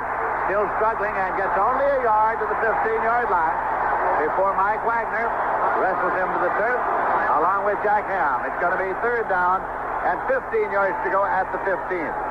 And for a man who gained over 1,450 yards rushing during the regular season, Earl Campbell having an extremely long afternoon so far here at Three Rivers Stadium. 13 carries so far in the football game, a total of 20 yards rushing for Earl Campbell. Now Campbell has gone out of the ball game for a quick breather. Ronnie Coleman and Tim Wilson are in there. Dungy's in there at his safety for Pittsburgh Steelers on a 3rd and 15. Pastorini takes a look round, audibilizing at the line of scrimmage as he leans in now. He's got wide receivers left and right. He retreats and sets up. Thrown out into the right flank to Wilson. He drops the ball. Incomplete penalty marker. There is a marker. The ball was dropped by Wilson up there about the 14-yard line. And the way the Oilers are walking off, it's thrown in the vicinity of holding. It looks like it's going to be a kicking foul. A tripping foul against the Houston Oilers. It is declined, of course, the tripping penalty against the Oilers declined to bring the punting unit out on 4th down. Parsley's in to punt. He's got Theo Bell back there, flanked on either side by Delaplane and Jim Smith. Houston now 1 out of 6 on 3rd down conversions, Lindsey, and as you know, you've got to be around that 50 percentile range to be in a football game. The Oilers are not. Parsley standing on his own goal line, waiting for the snap in deep punt formation. It is made. He gets the kick away. Theo Bell is retreating to his own 42-yard line. He goes up to his 45 to the 50 to the Oiler 45. Theo Bell picks his way to the 40 and is down at the 39-yard line of the Houston Oilers, who have a first and 10. It was Poole along with Merkin who made the tackle. So back comes Theo Bell on the specialty teams, giving the Oilers back, getting the Steelers, though, back into good field position against the Houston Oilers all the way down at the 38-yard line. Pittsburgh in complete command of this football game has not really had bad field position at all. That's a 14-yard return by Theo Bell. 4:32 left to go in the first half. And again, Terry Bradshaw and the offense back out there. That Houston defense, Lindsey, has been out there the better part of the afternoon. They have been there all afternoon long. It's Pittsburgh leads by a score of 14-3. First and 10 at the Houston 39-yard line. Bradshaw handing off, this time a fumble. It was Franco Harris who recovered his own fumble. He took the ball, it dropped right at his feet. He fell on it, and he took a loss of a yard at the 40-yard line. It'll be 2nd and 11. Elvin Bethea was there for the Houston Oilers. And Bethea, one of the leading tacklers for Houston over the course of the season. 51 solo tackles, 53 assists, 8 quarterback sacks, 2 fumble recoveries. He just missed one there as Franco pounced on it. Let's call it 2nd down, 10.5 yards to go for the Pittsburgh Steelers. Stallworth in a wide left, Lynn Swan in a wide right. Running backs are well split on a 2nd and 11. Pittsburgh at the Houston 40-yard line. Terry Bradshaw drops straight back to set it up. Takes a look now and pumps it, and it is Swan with a diving catch at the 24-yard line. Lynn Swan with a patented circus catch. Willie Alexander and Bill Courier were all over him. He made a sliding catch in the water, and it spotted near the 23-yard line. And the ball could not have been more perfectly thrown. Bradshaw, lots of protection right on the money as Swan cut in front of Alexander. Down at the 25-yard line, another first down for the Pittsburgh Steelers. The book on Bradshaw now, 6 out of 11 for 128 yards. And Lynn Swan has now caught passes, 3 receptions, totaling 70 yards. Ironic in a way, Lindsey, last week John Stallworth, 10 receptions, has not caught a football. Has not caught one at all, and this game has been played under steady rain. First and 10 at the 23-yard line. It is Rocky Blyer up the middle and gets across the 20-yard line. Just across it. Again of about 3 to make it 2nd down and 7 yards to go inside the 20-yard line. It was James Young and Courier in to make the tackle for the Houston Oilers. Whose defense, as we've told you, has been out there the better part of the afternoon. The ball just across the 20-yard line now. And it's big play time if you're a Houston Oilers fan. The defense came up with the interception a few minutes ago by Stemrick to thwart one Steeler drive. They've got to come up with some kind of a turnover now, either an interception or a fumble. Keep the Steelers off the scoreboard. They already trail by 11 points, 14-3. It is a dead and listless Houston sideline. No action over there at all. 2nd down and 7. Here's a pitch to Franco Harris. Fumbles, and he tries to get to it. The scramble is on at the 30-yard line. It is picked up by the Oilers, and it may be called dead back at the 30-yard line. It was advanced up to the 37-yard line. Houston's going to get a recovery at the 30, but no advance. And the Oilers are hot. And the Steelers think they recovered. And the officials say the Oilers recovered. And we've got a lot of confusion. And Houston's got the ball, I think. Jim Tunney thinks so. He just signaled first down and 10 yards to go at the 30-yard line. And that's what we were talking about. Big play time for the Houston Oilers defense. They had to force that turnover. Franco just never got the handoff, fumbled the lateral. Back it went, a big pileup. Before finally, number 37 for the Houston Oilers picked up the ball, Mike Reinfeldt, but it had already been blown dead back at the 30-yard line. 2 minutes, 16 seconds remaining to be played in the first half, and Pittsburgh is leading by a score of 14-3. Johnny Pastorini with a pitch to Campbell, and now it is taken around by Woods, and Woods goes to the left side and is still continuing as he gets across the 40-yard line. Donnie Shell finally ran him out of bounds. Robert Woods, who was out in a wide right, took it around to the left side. Going to be short of the first down. Not only did Donnie Shell knock him out of bounds, he pulverized him out of bounds. He tried to drive him through the steel curtain over there where the seats are. Robert Woods on that reverse held it out of bounds. Big grin on the face of Donnie Shell as the Steelers are intimidating on defense. 2nd and short. 2nd down, less than a yard to go. Here's the pitch to Campbell. He tries the right side. He's got the first down. And Campbell gets across the 45. It'll be at the 47-yard line. Jack Lambert, the middle linebacker, made the tackle. First and 10 now for Houston, and the clock says 2 minutes remaining to be played in the half, and that's the 2-minute warning. There's a pause in the action here with the score. Pittsburgh 14, Houston 3. Let's take time out. Buick continues the turbocharging of America with the world's biggest choice of turbocharged cars. The 1979 Turbo Buicks. 4 cars, all powered by the remarkable turbocharged V6. To drive one is to want one. The new Turbo Buicks, Century Turbo Coupe, Regal Sport Coupe, the Sabre Sport Coupe, and the Riviera S-Type. When it comes to turbocharging, nobody else even comes close. Football season's fading fast with memories of weekends past As the all-time pro football spectator, all day I blitzed the refrigerator. Spaghetti, 87 yards, a Super Bowl of chili, 4 bags of chips, jalapeno dips, topped off with piccalilli. I tackled all the food in sight, but finally learned my lesson. Sad to say, there's a flag on the play. Penalty, indigestion. Indigestion, Pepto-Bismol. Pepto-Bismol coats, soothes, relieves. For occasional use, only as directed. Kelly, Lindsey Nelson back at Three Rivers Stadium here in Pittsburgh. The Steelers in command, 14-3. But if you're a Houston Oilers fan, take heart because, as you probably know, so far 1978, the Oilers have won a dozen games, 10 in the regular season, 2 more in the playoffs. In 11 of those wins, the game could have gone either way. In the final 3 minutes of play, Houston has won 4 of their 12 games in the final 3 minutes. 6 times this year, the Oilers have won after trailing at the half, and 4 times they have won after being behind at the end of 3 quarters. Keep in mind, too, that on this rainy day, the ball can change hands in the twinkling of an eye or the twitching of a finger. 1st and 10.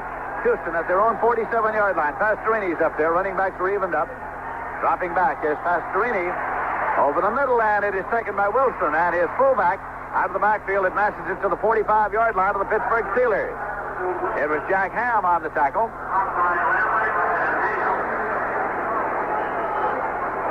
Kenny Burrow and number 29 for the Pittsburgh Steelers, Ron Johnson, exchanging greetings down on the field. Quick offense now for the Oilers. 2nd down, 3 yards to go. Houston at the Pittsburgh 45-yard line. Pastorini again retreats and sets up. Over the middle, and Ronnie Coleman has it at the 40. Side flips to the 35, goes to the 30, and fumbles the ball, and Pittsburgh recovers. At the 30-yard line, Jack Ham is there. Jack Ham for the Pittsburgh Steelers. Ronnie Coleman was inside the 30-yard line, but he was inside the 30 without the football. 1st and 10 for Pittsburgh. They have the ball at their own 30. Like we said, the ball can change hands in the twinkling of an eye. Or the flick of a finger, and in that case, the flick of a forearm. Jack Ham, number 59, pounced on the loose ball, and the Steelers are back in business. 1:23 left to go in the first half. Bradshaw operates now from his own 30-yard line, and the Oilers have just turned the ball over 4 times. Pittsburgh has turned the ball over 4 times, and more of that in the second half. Pittsburgh Steelers back in their huddle now. The winner of this game, of course, plays the winner of the Dallas-Los Angeles game in the Super Bowl 2 weeks from today. 1st and 10 at the 30-yard line with running backs well split, wide receivers left and right. Bradshaw drops straight back, takes a look, goes long to the right side, and Grossman can't get it intercepted. Penalty marker goes down. It is at the 47-yard line of the Houston Oilers. It was Alexander who picked it off, Willie Alexander. But there is a marker. It's got to be pass interference against the Houston Oilers. Here's the call. First down. Exactly what it is. First down on the pass interference call. Bill Courier, number 20, the second-year man out of South Carolina, belted the Steeler receiver, just took him away. That was Randy Grossman, number 84, before the ball was picked off by Alexander, who actually fumbled after the interception. So the Steelers are still in business, leading in this football game by 11 points, 14-3. The ball is squarely on the 50-yard line. And the clock says 1:17 remaining in the half. Pittsburgh's leading 14-3 as Bradshaw retreats to set up. Takes a look downfield, throws a screen left. Taken by Flyer. 50, 45, Flyer to the 40. Shoulders his way on to the 37-yard line. First down and 10 yards to go. Greg Stemrick made the tackle. Along with Mike Reinfeld, it's the 1st and 10 for the Steelers at the 37-yard line of the Houston Oilers. And way back upfield at the 50-yard line, Curly Culp, number 78, the 11-year veteran from Arizona State, getting up very, very slowly. He was the man trying to put some pressure on Bradshaw, who worked the screen very effectively. Big block on the play by Mike Webster, the center, number 52 for the Steelers. Got Rocky Blair around to the left side, and another first down for the Pittsburgh Steelers. Timeout, Pittsburgh. Well, the official Super Bowl game program will again be a collector's item, and you can be one of the collectors. The program will feature scouting reports on the 2 competing teams, photographs, and art portfolio of Super Bowl record holders, and a special feature on the Lombardi Trophy and the 12-pass Super Bowl rings. You can get your souvenir copy of the book by sending $3 to Super Bowl 13, Winona, Minnesota, 55987. That's Super Bowl 13, Winona, Minnesota, 55987. The $3 covers the purchase of the book, postage, and handling. So please allow 6 weeks for delivery. The preceding announcement has been brought to you by the National Football League. And don't forget, you can listen to Super Bowl 13 live from Miami, Florida on Sunday, January the 21st here on CBS Radio. Winona, Minnesota. Have you ever been there? Never been to Winona, Minnesota. Want to go? Yeah, I'll go on a clear day. I'll bet there's good hunting and fishing up there. Got to bet on it. Little ice skating. In first downs, the Pittsburgh Steelers, almost indicative of the score. They have 14 in the football game. The Houston Oilers have just 5, and our score is 14-3 Steelers. And the Steelers have the ball first and 10 now at the Oilers' 37-yard line. Bradshaw brings them up wide receivers left and right, and the running backs are evened up. Bradshaw tries a running draw, and Franco Harris tries the right side. 35, 30, out of bounds at the 29-yard line. And what a run by Franco Harris. No less than 4 Houston Oilers had shots at him. First, number 78 in the backfield. That was Curly Culp. He broke that tackle. And then number 77, Jim Young, the second-year man from Texas Southern. He broke that tackle. Over on the right side, number 54, Greg Bingham. And Franco just bowled over him as Franco Harris carried for another 8 yards. So far in the football game, 13 carries, 43 yards for Franco Harris. Second down and 2 yards to go for the Steelers at the 29-yard line of Houston. 58 seconds remaining, and the clock will start on the snap. Lynn Swan to the right side. Stallworth to the left side. Blyer evened up with Franco Harris as the setback. Here's Bradshaw retreating and looking. Goes long to Lynn Swan. Touchdown! In front of the goal post. He ran a post. Willie Alexander was beaten. Touchdown. Bradshaw to Lynn Swan from 29 yards out. And the Steelers have another TD. Lynn Swan, second in the NFL in touchdown catches with 11. And the terrible towels come up here at Three Rivers Stadium. Bradshaw right on the money, perfectly thrown ball. Not much more Alexander could do. He was just a half step behind Lynn Swan. But with Lynn Swan, that's all it takes. And the Steelers go up 20-3. Greg Colquitt is in the hole now from Roy Girella, who will attempt a conversion. 52 seconds remaining in the half. Colquitt hand out stretch, waits for the snap, puts it down. Girella boots, it's up, and the conversion is good. And as they come back up the field, the score is the Pittsburgh Steelers 21 and the Houston Oilers 3. So the Pittsburgh Steelers managed to get on there one more time. In the waning seconds, they have dominated play in this football game so far, and it is a somewhat confused and listless Houston Oilers team on the field just now. Coming back up, strung out over the space of about 40 yards, trying to convene a huddle, but they have seen the Pittsburgh Steelers dominate play from the opening kickoff in the rain here in Pittsburgh this afternoon. Lindsey, we mentioned for Oilers fans that 6 times this year the Oilers have won after trailing at the half. 4 times they won after being behind at the end of 3 quarters, but never against a Pittsburgh team in the AFC Championship playing at home with a 21-3 lead, with a defense that is playing as inspired as they are, and the offense is playing no less inspired than the defense. It has been all Pittsburgh in the first half. The only thing that kept it 14-3 and really kept it close, the fact that Pittsburgh turned the ball over the 4 times. Roy Girella is teeing the ball up now at the 35-yard line. Johnny Durden is dropped back with Robin Woods to receive it for the Houston Oilers, and these Pittsburgh Steelers fans want more. They have drawn blood, and they want more and more in the AFC Championship game here this afternoon. Roy Girella puts it up. Durden is waiting. He is at the 7-yard line. He goes to the 10, Durden to the 15, to the... stops the ball. Pittsburgh Steelers have recovered at the 18-yard line of Houston. The Pittsburgh Steelers have recovered the fumble at the 18-yard line. On the football, it was Rick Moser on the special teams, and he came up with it. And it is first and 10, and it is at the 18-yard line. Well, you hear us talk so very often about the importance of the specialty teams, but there it was demonstrated once again. Number 39 for the Pittsburgh Steelers, Rick Moser, the rookie from Rhode Island, pounced on that football. And there are a lot of folks in these stands here at Three Rivers Stadium making plans to go to Florida and get out of this cold, damp weather. The Steelers on top in this football game 21-3. And if they can capitalize here on a touchdown, up at the 21-3, Lindsey, 28-3, I don't know. As you know, in the last 2 minutes of each half, clock does not start on the kickoff until the ball is touched by a member of the receiving team in the field of play, so we still have 46 seconds left to play in the half. First and 10 at the 18-yard line, Franco Harris to the right side. He's being run out of bounds just about the line of scrimmage by Robert Brazil.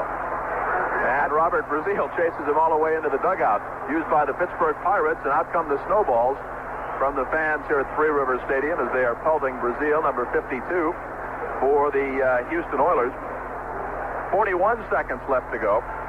in this first half with the Pittsburgh Steelers on top 21-3. You talk about Robert Brazile. He was a former Rookie of the Year. Earl Campbell, everybody's Rookie of the Year this year, but Brazile was a Rookie of the Year for the Houston Oilers as well. It'll be second down, 10 yards to go as the ball is at the 18-yard line. Clock will start again on the snap. One to the right side. Stallworth, who has not had a pass reception today, goes to the left side. Running back to even up that flyer, and Franco Harris. Bradshaw drops back now, sets up. And Stallworth has it. Touchdown! Stallworth, his first reception of the day. Took it at the goal line and went in for the touchdown. As Bradshaw laid it right into his hands. About the 1-yard line, he took a stride, hurdled his body across into the end zone. The Steelers have scored again. 33 seconds still to play. Well, last week, John Stallworth had 10 receptions, an NFL playoff-breaking record performance. This time, it was his first catch of the football game. He simply ran the post pattern. He started wide to the left side, cut into the middle, and John Stallworth, who averages 19.5 yards every time he catches the football, that's third best in the NFL, has just put the Pittsburgh Steelers up 27-3. Another perfectly thrown pass by Terry Bradshaw, who's 9 of 14. Greg Colquitt's in the hole, and Roy Girella would have took the ball. Is down. It's up. It's good. And the score is the Pittsburgh Steelers 28 and the Houston Oilers 3. So these fans here at Three River Stadium in Pittsburgh are having the time of their lives here this afternoon. They came out in inclement weather. It's been cold. There's been snow. There's been ice all day long. There has been rain today. They came dressed for it with all the foul weather gear. They came out with the terrible towels of the Pittsburgh Steelers fans, and they have seen the Pittsburgh Steelers with an impressive, powerful performance against the Houston Oilers, who had themselves impressed with victories over Miami and over New England to get into this championship game in Pittsburgh. 2 touchdown passes by Terry Bradshaw coming just 19 seconds apart. First from 29 yards out to Lynn Swan, then from 17 yards out to John Stallworth, following that fumble recovery by Rick Moser, and the Steelers in a blowout lead the Houston Oilers 28-3. Clock says 33 seconds left. The clock will start when the ball is touched by a member of the receiving team in the field of play. Johnny Durden and Robert Woods are back to receive as Roy Girella sees the ball up at the 35-yard line. 28-3, the Pittsburgh Steelers leading the Houston Oilers. Houston Oilers hopeful of getting into a Super Bowl for the first time. Their chances appear slim at the moment. 28-3, Pittsburgh. Pittsburgh hopeful of getting into the Super Bowl for the third time. Their chances appear very good at the moment. Here's Girella up now from the 35, puts it in the air. Woods up to the 10-yard line at the 11. He takes it to the 15, to the 20, to the 25, to the 30-yard line, and that's the end of the line. So it is first down and 10 yards to go for the Houston Oilers. They take the ball at their own 30-yard line. Clock says 25 seconds remaining. It was Robin Cole downfield to make the tackle. And by comparison, you check the stats on Terry Bradshaw, who is now 9 out of 14, 187 yards and 2 touchdowns. Dan Pastorini, 5 out of 10 for a total of 43 yards. You can see one of the differences in the football game. The other difference out there now, 11 of them wearing black and yellow jerseys, the Pittsburgh Steelers defensive unit. Ronnie Coleman and Wilson are the backs. Campbell is not on the field at the moment. Pastorini waits for the snap. Earl Campbell being given a breather in these closing seconds. Draw play to Ronnie Coleman. He fumbles the ball. Pittsburgh recovers at the 24-yard line. Steve Furnace recovered. Steve Furnace recovered the fumble at the 24-yard line. Ronnie Coleman fumbled it. Almost unbelievable series of circumstances here in the last 32 seconds. With just 52 seconds left to go in the first half, Bradshaw finds Lynn Swan, 29 yards, touchdown. The kick makes it 21-3 in favor of Pittsburgh. On the ensuing kickoff, a fumble recovery by Rick Moser. And then just 19 seconds later, Bradshaw finds John Stallworth from 17 yards out. Touchdown, 28-3 Pittsburgh. The Oilers have just turned the football over for the 6th time in the football game. And another fumble recovery. They operate now from the 24-yard line of Houston. First and 10 at the 24. Bradshaw's bottom up. Double receivers to the right side. Bradshaw dropping back now. Sets up, has plenty of time. Throws long to the goal line. Swan. And it's incomplete. Swan was the man for whom it was intended. It was batted away at the goal line. Incomplete. And And actually, it was Swan that was the defender on that play because Mike Reinfeldt, number 37, the third-year man from Wisconsin, had a pretty good opportunity to pick off that football. Terry Bradshaw, leading passer in the NFL, came in with a total of 28 touchdowns in the passing department, tops in the National Football League. Quite a performance so far here this afternoon. He has already thrown 2 more. And in playoff action, Bradshaw has thrown 19 touchdown passes. Second down and 10 yards to go at the 24-yard line. Bradshaw brings him up there again. Wide receivers left and right, and the running backs are split. Clock says we have 13 seconds remaining to be played in this half, and the clock will start on the snap. Bradshaw now tries a draw play, and it's Franco Harris, penalty marker. He got through to the 19-yard line, but there was a marker on the play. It is a linesman's flag. And Bradshaw runs into the middle of that pileup, and Bradshaw is really hot. I think he asked for a dry ball and did not get it. Offsides is the indication against the Houston Oilers. I want to tell you, Bradshaw is hot. He's being contained by his own teammates right now. He went out, took the ball away from Franco Harris, went and showed it to referee Jim Tunney, and he is absolutely steaming right now. He and Tunney are having quite a discussion down on the 30-yard line, but right now, Chuck Noll is sending in the field goal unit with just 8 seconds left to go, and the Steelers up by a whopping 25 points. Ball is down there at the 20-yard line. Second down and 5 yards to go on the 20, but the field goal unit is in, and Girella is going to attempt a 37-yarder. Colquitt is in the hole for it.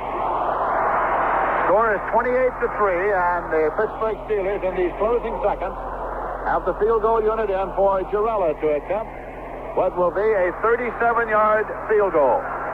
Greg Colquitt, the punter, holds for him as soon as we get things properly aligned.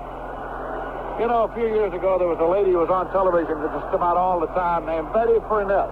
She spelled her name the same way the defensive tackle does for the Pittsburgh Steelers. And so, he pronounces his name Furness, but he has been unable to convince people in Pittsburgh that that's the way he does it, and he is roundly called Furness even in Pittsburgh, although he insists his name is Furness.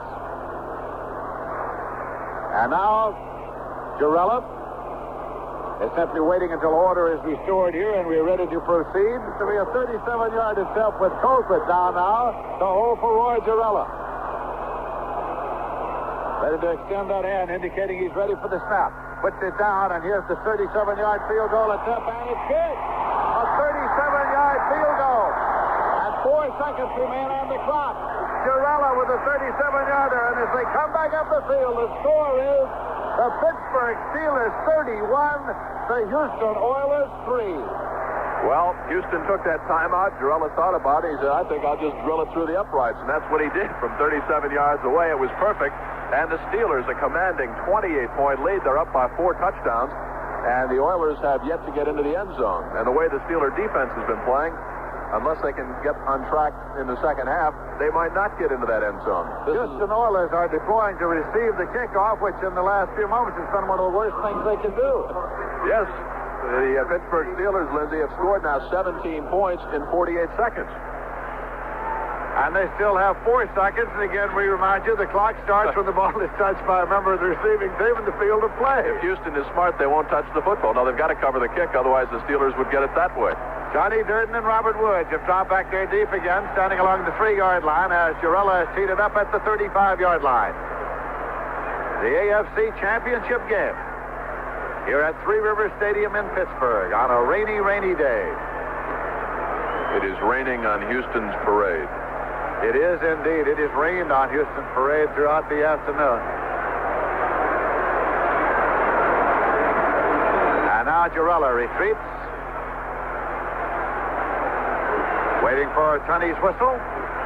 The referee sounds the whistle, drops his hand, and here comes Roy Girella. Puts the ball up. Durden is waiting. Johnny Durden at the 6-yard line. He's up to the 10, to the 15, to the Houston 20. Houston 25. Durden to the left side of the 30, and he's down at the 33-yard line, and time has run out. Tackle was made by Bell, Theo Bell, and that's the gun sounding the end of the first half. And for Oiler fans who are still with us, I guess the only note of optimism we can pass along is repeat the fact that Houston has won 4 of their 12 games in the final 3 minutes of play. 6 times this year, the Oilers have won after trailing at the half, and 4 times they've won after being behind after 3 quarters. But I don't think they've ever won after being behind 31-3 to the Pittsburgh Steelers. Second half kickoff. Tony Fritz puts it up to the 13-yard line to Larry Anderson. Back to the 20-25. And he is stopped across the 25-yard line at the 26. Poole downfield to make the tackle, so it's going to be first down, 10 yards to go. For the Pittsburgh Steelers, and they held the ball at their own 26. It is still raining. It was raining before the first half kickoff. It rained throughout the entire first half, and it is raining steadily here at Three Rivers Stadium. Terry Bradshaw out to run the attack again. He's got Franco Harris and Rocky Blyer. As it setbacks, and there comes Lynn Swan out to a wide right. And there goes John Stallworth out to a wide left. Now they're switching Grossman over to a tight end right. Switch the running backs. Blyer into the left set. Franco Harris into the right set. Bradshaw now handing it off to Rocky Blyer. Tries right tackle. Takes a wrinkle outside. Goes across the 30-yard line and drives to the 34-yard line before Curly Culp and Robert Brazil come in to stop him.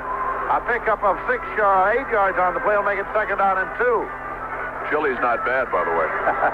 Looks very good on my shirt. Second down and 2 yards to go at the 34-yard line. Looks like your shirt. The Pittsburgh Steelers in their black and gold, playing before the home folks here. Break the huddle, and they send Stallworth again to a wide left, and Lynn Swan to a wide right. Bradshaw looks left, looks right. Bends in to take the snap.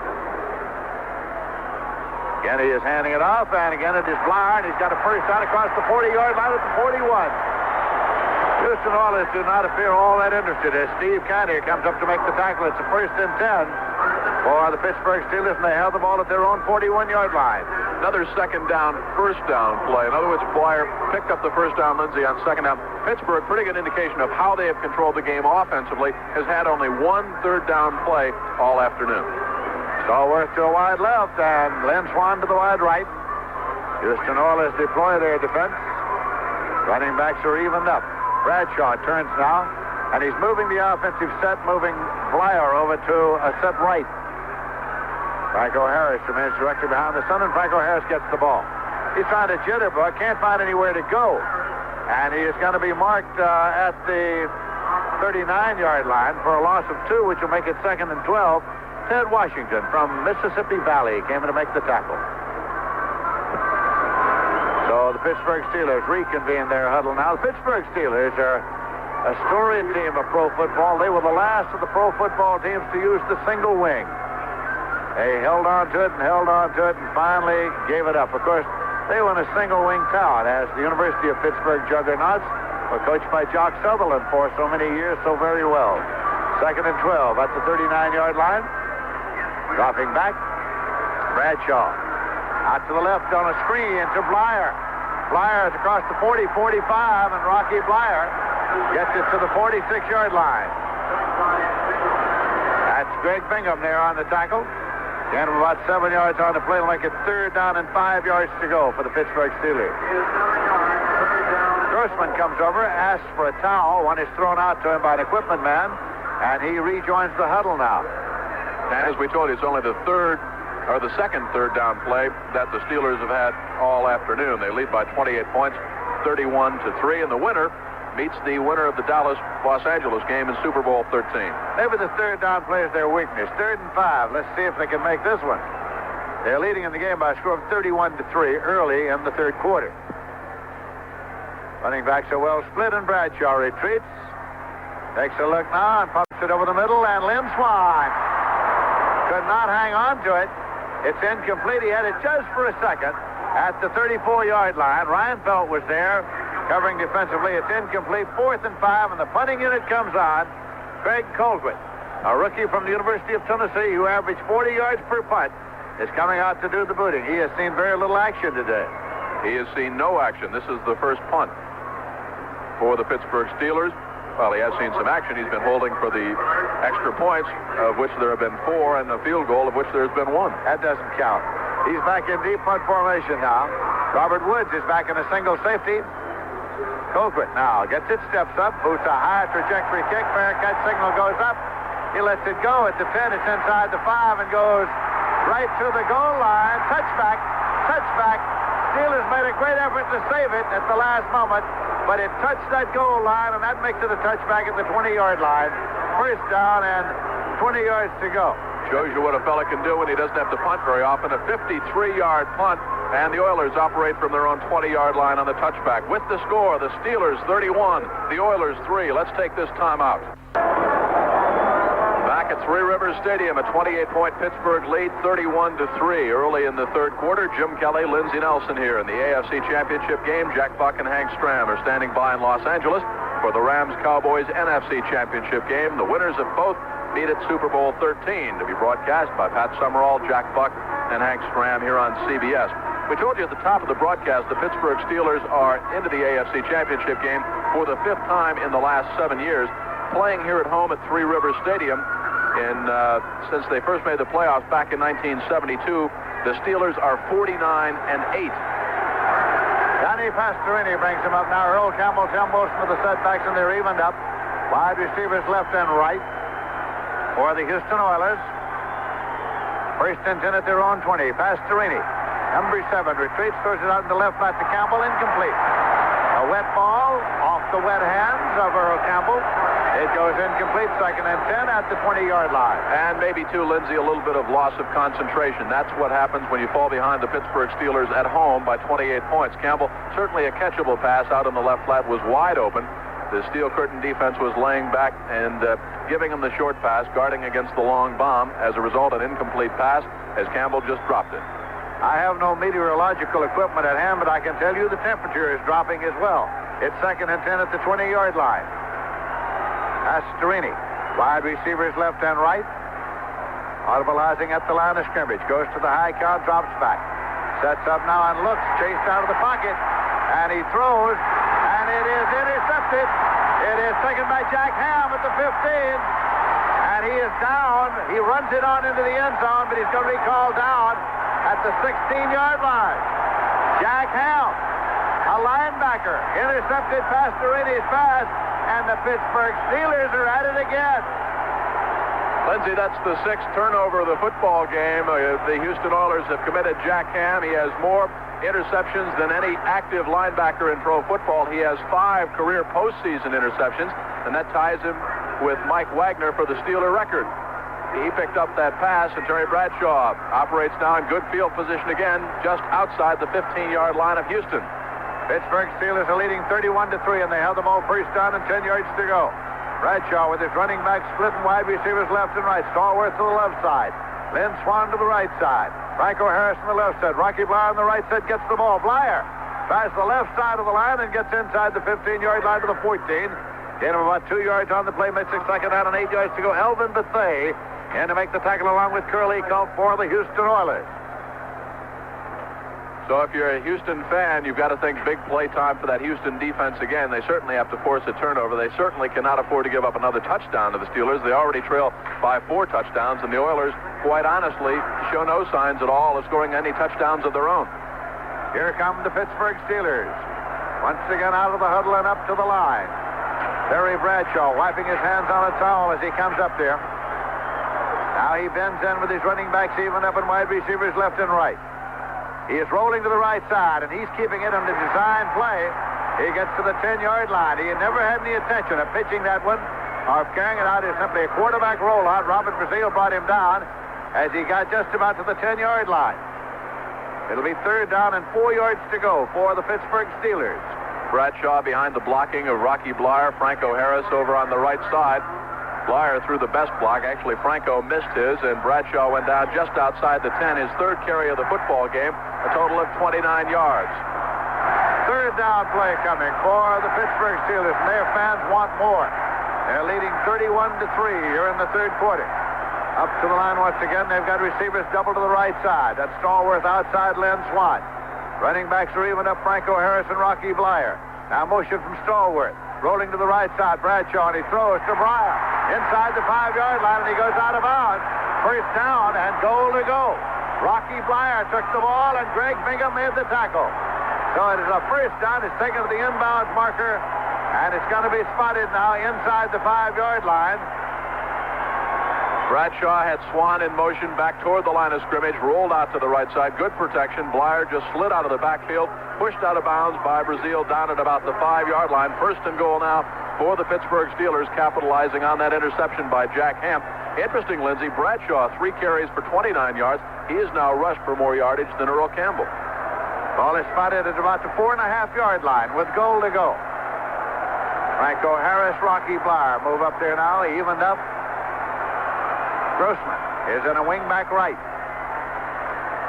Now they're in a double wing as Blyer moves left. Blier's in motion back across. Franco Harris to the right side now, heads for the flag, trips up, drives, and just to about the 1-yard line before he is stopped. He was almost hit back at the 5-yard line, but broke a tackle and drove to the 1-yard line where it's second down and goal to go. And we told you in the first half that Rocky Blyer is the man that blocks so well for Franco Harris, and Franco Harris generally has big games on off tracks, which this certainly is. The attendance, 49,417, and they're cheering themselves and their Steelers, who lead it by 28 points here early in the third quarter. I think they should cheer themselves in the stadium that seats slightly more than 50,000. When you draw 49,417 on a cold, rainy day, you've got football fans, and they have them here in Pittsburgh. Second down, goal to go at the 1-yard line. And here's a quick pitch to Franco Harris, tries the left side, and this time he breaks one tackle, but can't go, and he's going to be thrown for a loss. Penalty marker back in the end zone. You want to have an illegal procedure or a delay of game call against the Pittsburgh Steelers here. Delay. That'll move them back 5 yards on the play. It'll be second and goal back at the 6, as delay of game will cost them 5 yards. And Jim Tunney is marking it off. Actually, the ball, as it's spotted out there, is near the 7-yard line. Still second down. Second down and goal to go. Pittsburgh leading 31-3. 9 minutes, 32 seconds left to play in the third quarter. A double receivers to the right side. Stallworth outside, Lynn Swan. Franco Harris in the left set. Rocky Blyer in the right set. Grossman is a tight end left. Motion from Stallworth back to the inside. Here's Franco Harris trying the right side. Now he's going to try to loop back. He's at the 20-yard line to the 15. Still trying to get outside. Skating around in the water. Comes back to the right, and he's dropped at the 15-yard line. Well, it didn't look like very much, and it wasn't. Franco running left and right. He should learn the shortest distance between 2 points is a straight line. Franco looking for some blocking help, almost busted it back up at the 15, needed one more, cut back against the grain, and was finally brought down. A lot of running around by Franco Harris, didn't do very much, and it brings up the third down play of the afternoon for the Pittsburgh Steelers. It is third down and goal to go, and you spot it just at the 15-yard line. Franco Harris was splashing around looking as though he were running in snowshoes. It is third down and goal to go at the 15-yard line. Franco's in the right set. Double receivers to the left side. Bradshaw tries to draw to Franco. Quick open at 10 and down to the 6-yard line where it'll be fourth down and goal to go. Quick opener for Franco Harris. Could not go all the way, but moved it down there to the 6-yard line where it's fourth down and goal to go. And here comes Girella in again, and here comes Colquitt in to hold for him. And this will be a 23-yarder.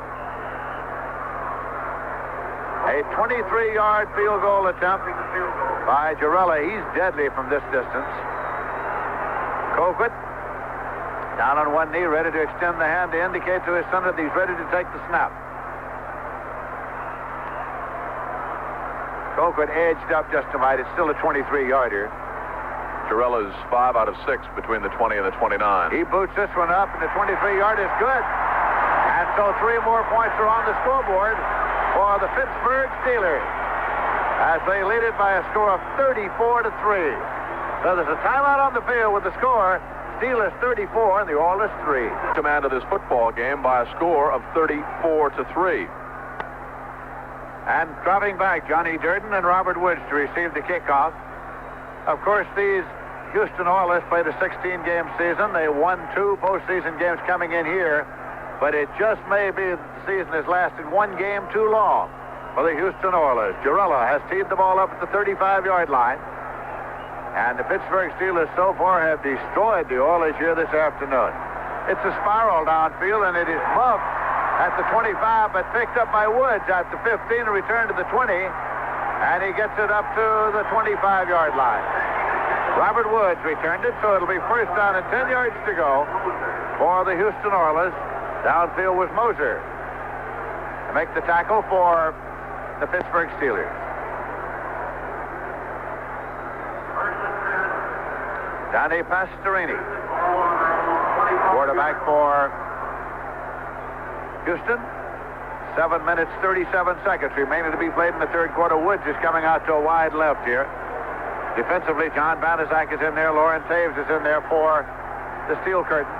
Running backs are in an I formation for Pastorini. Now motion by the fullback, Tim Wilson, to the outside.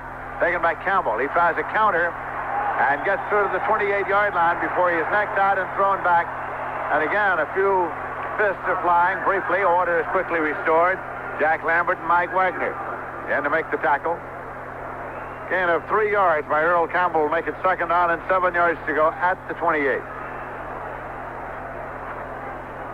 Here comes Robin Cole in there defensively. Jack Ham is being assisted off the field for the Pittsburgh Steelers. Members of the training staff going out to meet Jack Ham.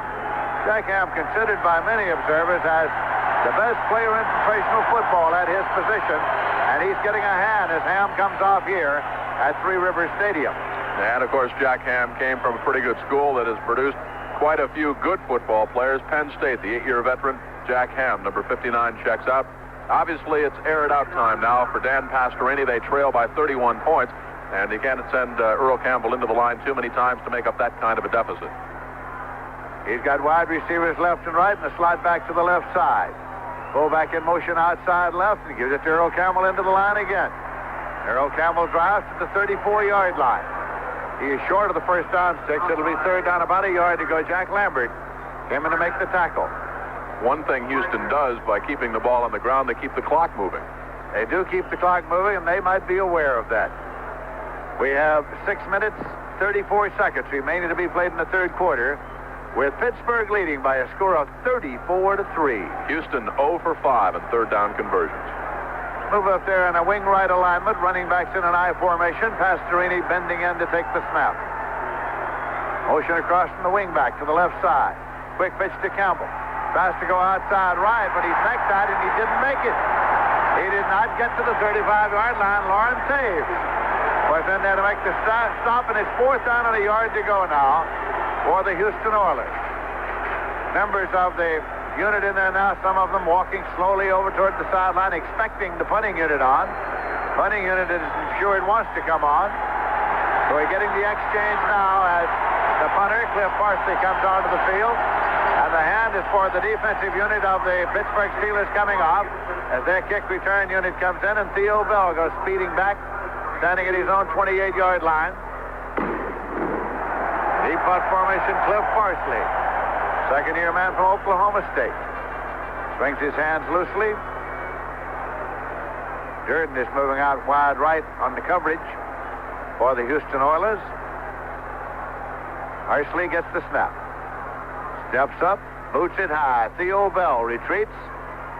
He takes it at his 24, runs left to the 25, hits his own man, and Durden makes the tackle. A penalty marker is thrown. Bell is down at the 29-yard line, but there is a marker thrown on the play. Well, there's a marker thrown downfield. Meanwhile, way back upfield, Jim Tunney was watching number 39 for the Pittsburgh Steelers, Rick Moser, and number 38, C.L. Whittington. And they had their own private little war going on, but there is no flag there. Tunney gets them separated. Meanwhile, we'll check out the other flag. Flag is on the turf, but there is no indication as yet. The infraction is being reported by that official to Jim Tunney. Ball is at the 29-yard line, and the ball is being stepped off now against the Pittsburgh Steelers. Puts it back at the 19-yard line, and here is referee Jim Tunney. Illegal use of the hands during the run back. First down. Illegal use of the hands during the run back. And there's an official timeout. So with the score, Pittsburgh 34, Houston 3. Let's take time out. The Pittsburgh Steelers came into this game top-ranked in the AFC in defense. You can certainly see why. They have allowed the fewest points in the NFL, just 195 during the regular season, and after blowing out Denver last week 33-10, certainly no less impressive here this afternoon against the Houston Oilers, wild card survivors in the AFC. 34-3 is our score. We are about midway through the third quarter. The clock is out again. Those gremlins and the rain have apparently gotten into some of the wiring, and maybe that's a little form of punishment. Lindsey, you won't be able to tell how much time's left to go as the rain continues. I'm rather delighted. It's the most suspenseful thing about this football game. It's 1st and 10 now at the 19-yard line for the Pittsburgh Steelers. Terry Bradshaw waiting for the snap. They've got a slot right. Running backs evened up, and Bradshaw fumbles the ball. Scramble is on at the 20-yard line, and Houston has recovered. So the Oilers get the ball at the Pittsburgh 20-yard line on the fumble. So that's the 5th turnover now against the Pittsburgh Steelers. 6 so far in the football game for the Houston Oilers, a total of 11 so far through just about 2.5 quarters of football action here at Three Rivers Stadium. They called this the rubber match between these two teams because each team had won in the other's ballpark coming in during the regular season. The way the field is, you could call it the Rubber Duck Bowl. That's just what it is, and Kennard recovered that fumble for Houston, and the Oilers have it 1st and 10 at the 20-yard line. Pastorini with a lone setback, and that's Campbell. Now Burrow in motion back toward the inside, and it is over the middle, intended for Burrow, and slapped down by Lauren Taves, who almost intercepted. They started Burrow back inside from a left set, and then he broke quickly downfield, and the pass was lofted over the middle, and Taves almost intercepted. Big number 51, 6'3", 222, 6-year man from California, took it right out of the arms of Kenny Burrow, big 00, who's having a long afternoon here. In fact, Burrow has no reception so far, and Pastorini's stats now look like this: 5 out of 13 for a total of 44 yards. Burrow to the left side, Woods to the right side, 2nd and 10. Houston at the Pittsburgh 20-yard line. Now again, Pastorini goes out to the left flat, and this one is Castor, complete. But at the 18-yard line, Mel Blunt ran him out of bounds, and now this fly, it's Mel Blunt and Rich Castor. And an official jumps in between them again. Gain of about 1.5 yards on the completion for Houston. In 1978, the lowest amount of passing yardage amassed by the Oilers was 47 yards against the Kansas City Chiefs, and Pastorini is still under that with 46 yards in the passing department. But the Oilers are well on their way to their lowest offensive total of the football season. The lowest they got was against the Pittsburgh Steelers earlier in the year, as you might expect, and the Steelers have held them well under 150 yards here this afternoon in total offense. 3rd and 8 for Houston outside the 18-yard line. Tony Dungy's in for Lauren Taves, deep man in for a linebacker on a 3rd down circumstance, and Pastorini looks right, looks left. Waits for the snap. Defense tightens up. Now Pastorini pops it to Burrow, incomplete. At the 5-yard line, Kenny Burrow is hit by Mel Blunt. About the same time the ball got there. Now teammates are gathering around Blunt to congratulate him. Again, it was Burrow speeding down. He was hit at the 5. It's 4th and 8. Mel Blunt, number 47, arrived at the exact moment of impact as the ball, simply a little look-in pass as Pastorini read the blitz. Burrow was free for a moment at the 10.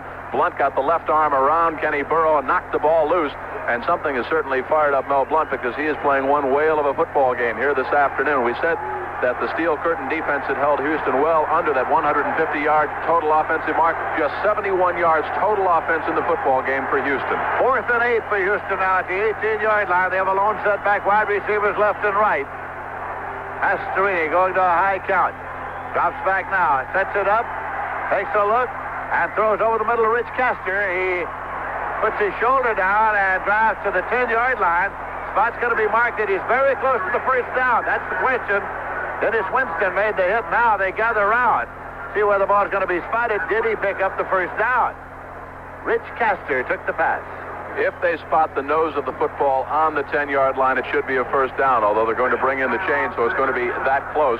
We can't see it because all of the Oilers are blocking around, and it just depends on whether the nose is over the 10-yard line or not, as referee Jim Tunney spots the ball and the down marker. And it's going to be a Houston first down by just about an inch. So the Houstons keep their drive alive. It is first down and goal since the ball is on the 10-yard line. That's just the 6th first down of the football game picked up for the Houston Oilers, 18 for the Pittsburgh Steelers. Pretty well reflected in that 31-point Oiler deficit. Earl Campbell and Tim Wilson are the running backs in the ball game just now for Houston. They started the ball game. They played most of the game. Castor's coming out to a wide left. Burrows on a wide right. Conrad Rucker is on a slot left. First and goal at the 10-yard line. Pastorini dropping back. Throws to Castor, and it's intercepted in the end zone. Returned to the 2-yard line. And it's Donnie Shell with the football.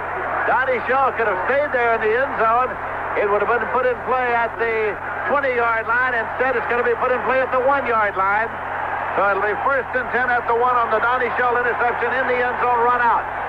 And that flak jacket of Dan Pastorini's didn't do much good there because L.C. Greenwood, number 68, the 10-year man from Arkansas, A&M, really leveled Pastorini all the way back at the 30-yard line. Donnie Shell, the interception. The Steelers shut out the Oilers once again. There's a pause in the action with the score. Pittsburgh 34 and Houston 3. Now, Donnie Shell has just picked off the 3rd Pastorini pass of the afternoon for the Pittsburgh Steelers. He ran it out of the end zone, much to the chagrin of Chuck Noll, because on the touchback they could have started first and 10 from their own 20, but Shell was trapped at about the half-yard line, and that's where Bradshaw and company will set up from right now. The Steelers have turned the ball over 5 times this afternoon, the Oilers 7, but in total yards, the Steelers 318, Houston 73. We have 3 minutes 55 seconds left to play in the third quarter. Pittsburgh is leading 34-3. Bradshaw brings them up. He's got wide receivers left and right. Gives this to Rocky Blauer, and he is hit behind the goal line for a safety. He is hit for a safety. Blauer did not get it out, and it is a safety. 2 points for Houston, and Pittsburgh will get a free kick at the 20. Elvin Bethea, who made the hit back there on Blauer. And so the score is Pittsburgh 34 and Houston 5. Top of the 7th inning. Just about. Ball is being brought out to the 20 and spotted there now. It'll be put in play with a free kick by the Pittsburgh Steelers. They can put it in play from placement, or they can punt it.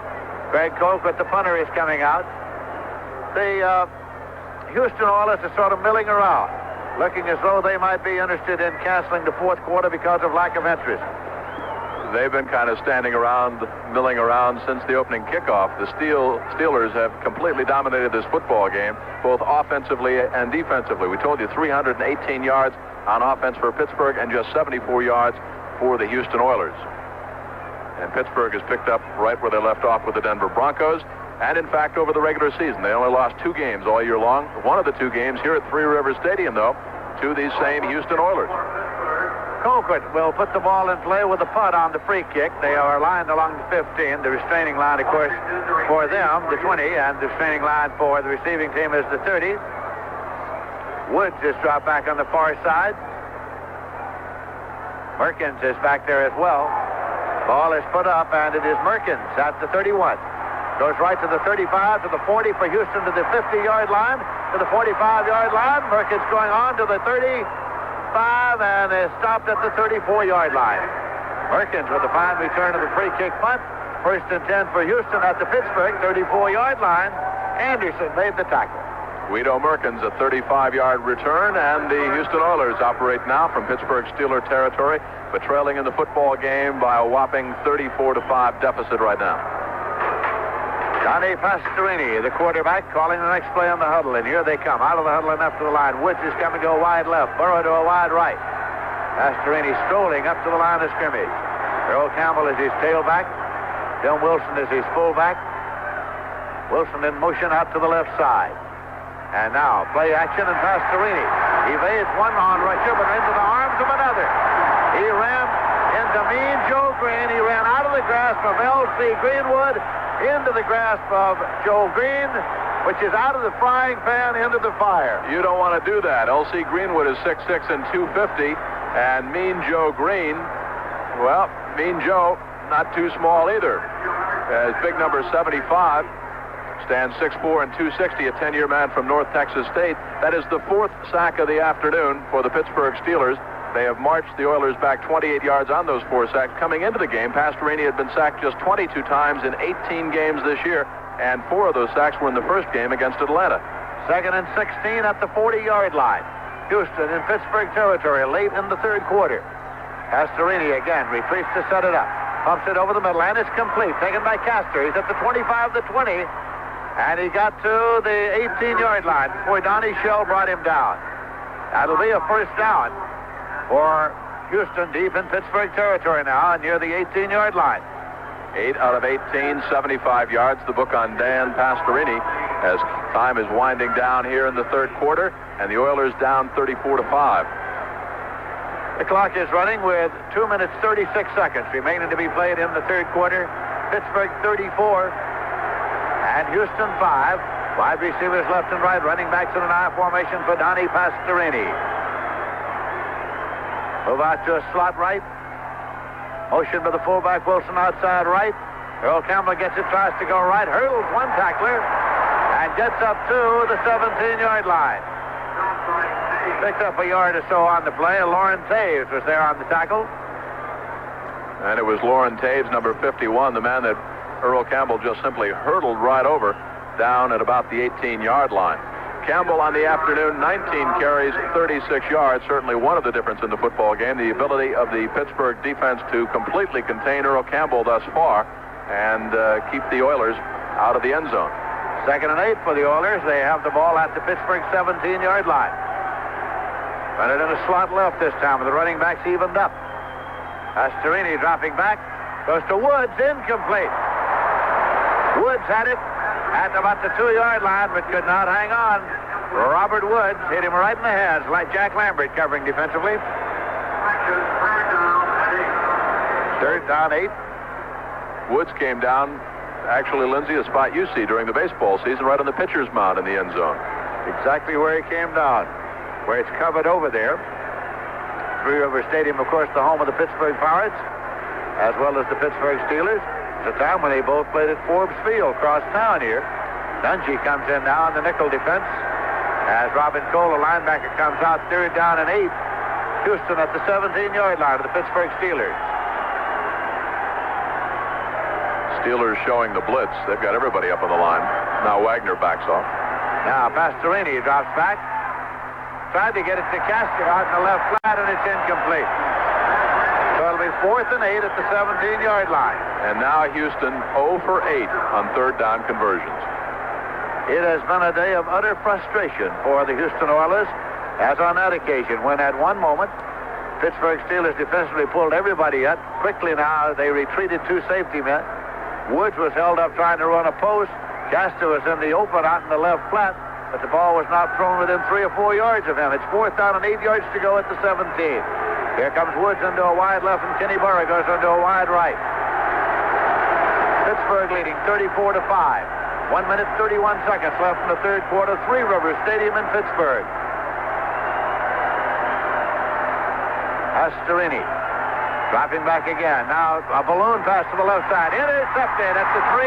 Ron Johnson runs it back to the 10, to the 15, to the 20, to the 25. Ron Johnson up the sideline is finally bounced out of bounds in the general vicinity of the 36-yard line.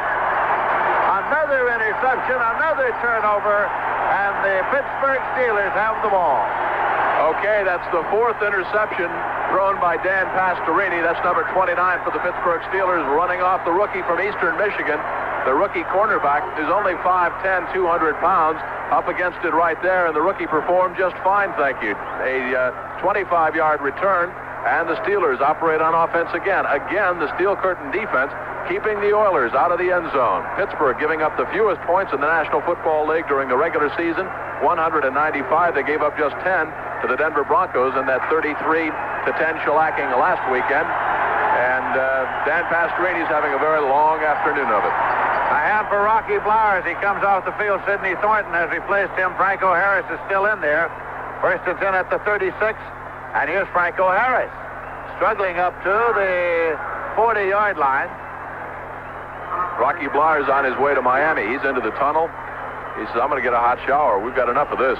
the former Notre Damer, is apparently through for the day. He has gone in, and the clock says we have now exactly 1 minute remaining to be played in the third quarter. Jack Delaplane is coming in, and Franco Harris, no, it's Thornton coming off. Thornton comes off. Delaplane is in for Thornton. Franco Harris stays in. It is second down, and 6 yards to go up there at the 40. Bradshaw still in there, quarterback. Handing it off, and this time it's Delaplane. Finds running room. 50 to the 40 to the 35. And he is out of bounds at the 37-yard line. Willie Alexander ran him out first and 10 for the Pittsburgh Steelers on Jack Delaplane's dash to the 37-yard line of the Houston Oilers. Jack Delaplane, the third-year man from Salem, West Virginia, just into the lineup, cracks one. Another Pittsburgh first down. That's number 19 in the football game against just 6 for the Houston Oilers so far.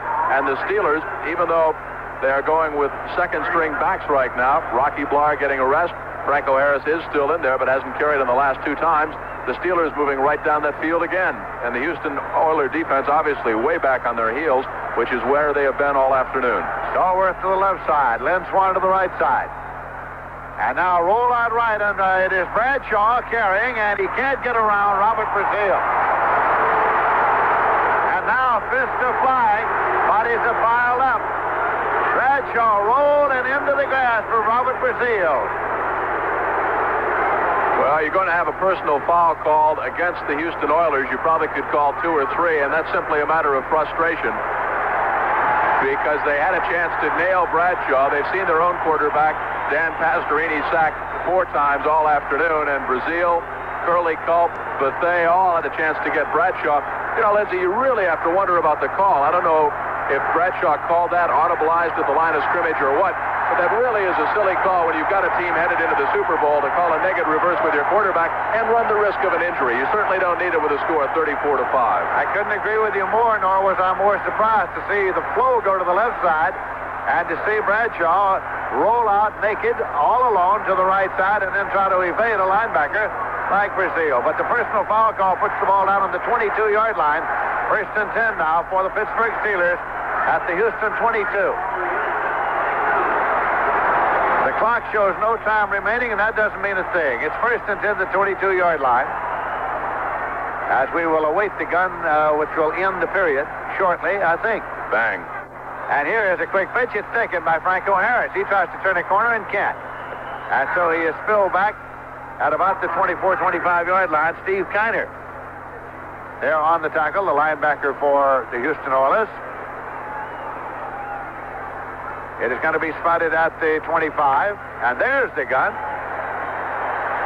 That's the end of the third quarter with the score, Pittsburgh 34 and Houston 5. Jim Kelly and Lindsey Nelson back at the confluence of the Allegheny, Monongahela, and Ohio Rivers. Three Rivers Stadium in Pittsburgh, Pennsylvania for the final 15 minutes of regulation. There will not be an overtime. The Steelers in command of this football game, 34-5. They lead by 29 points. After 3 quarters, Terry Bradshaw, 11 out of 8, 200 yards passing, 2 touchdowns, 2 interceptions. Dan Pastorini, 8 out of 21 for 75 yards and 4 interceptions. And you can take a look at the rushing statistics. Franco Harris, 19 carries for 50 yards. Earl Campbell, 19 carries for 36 yards. The difference in the football game, the passing of Terry Bradshaw, and certainly the steel curtain defense of Pittsburgh. They have been awesome. So as we get ready to go with the final quarter of the football game, there's some warm-up action behind the bench of the Pittsburgh Steelers. Mike Krizik and Cliff Stout are throwing the football around down there. The rain has lessened in intensity. Oh, it hasn't stopped, but it's not raining as hard as. It's been raining throughout the course of this football game. There's water standing in great puddles on the artificial turf of Three Rivers Stadium. And as play is resumed, it'll be second out and 13 yards to go for the Steelers, and they held the ball at the 25-yard line of the Houston Oilers.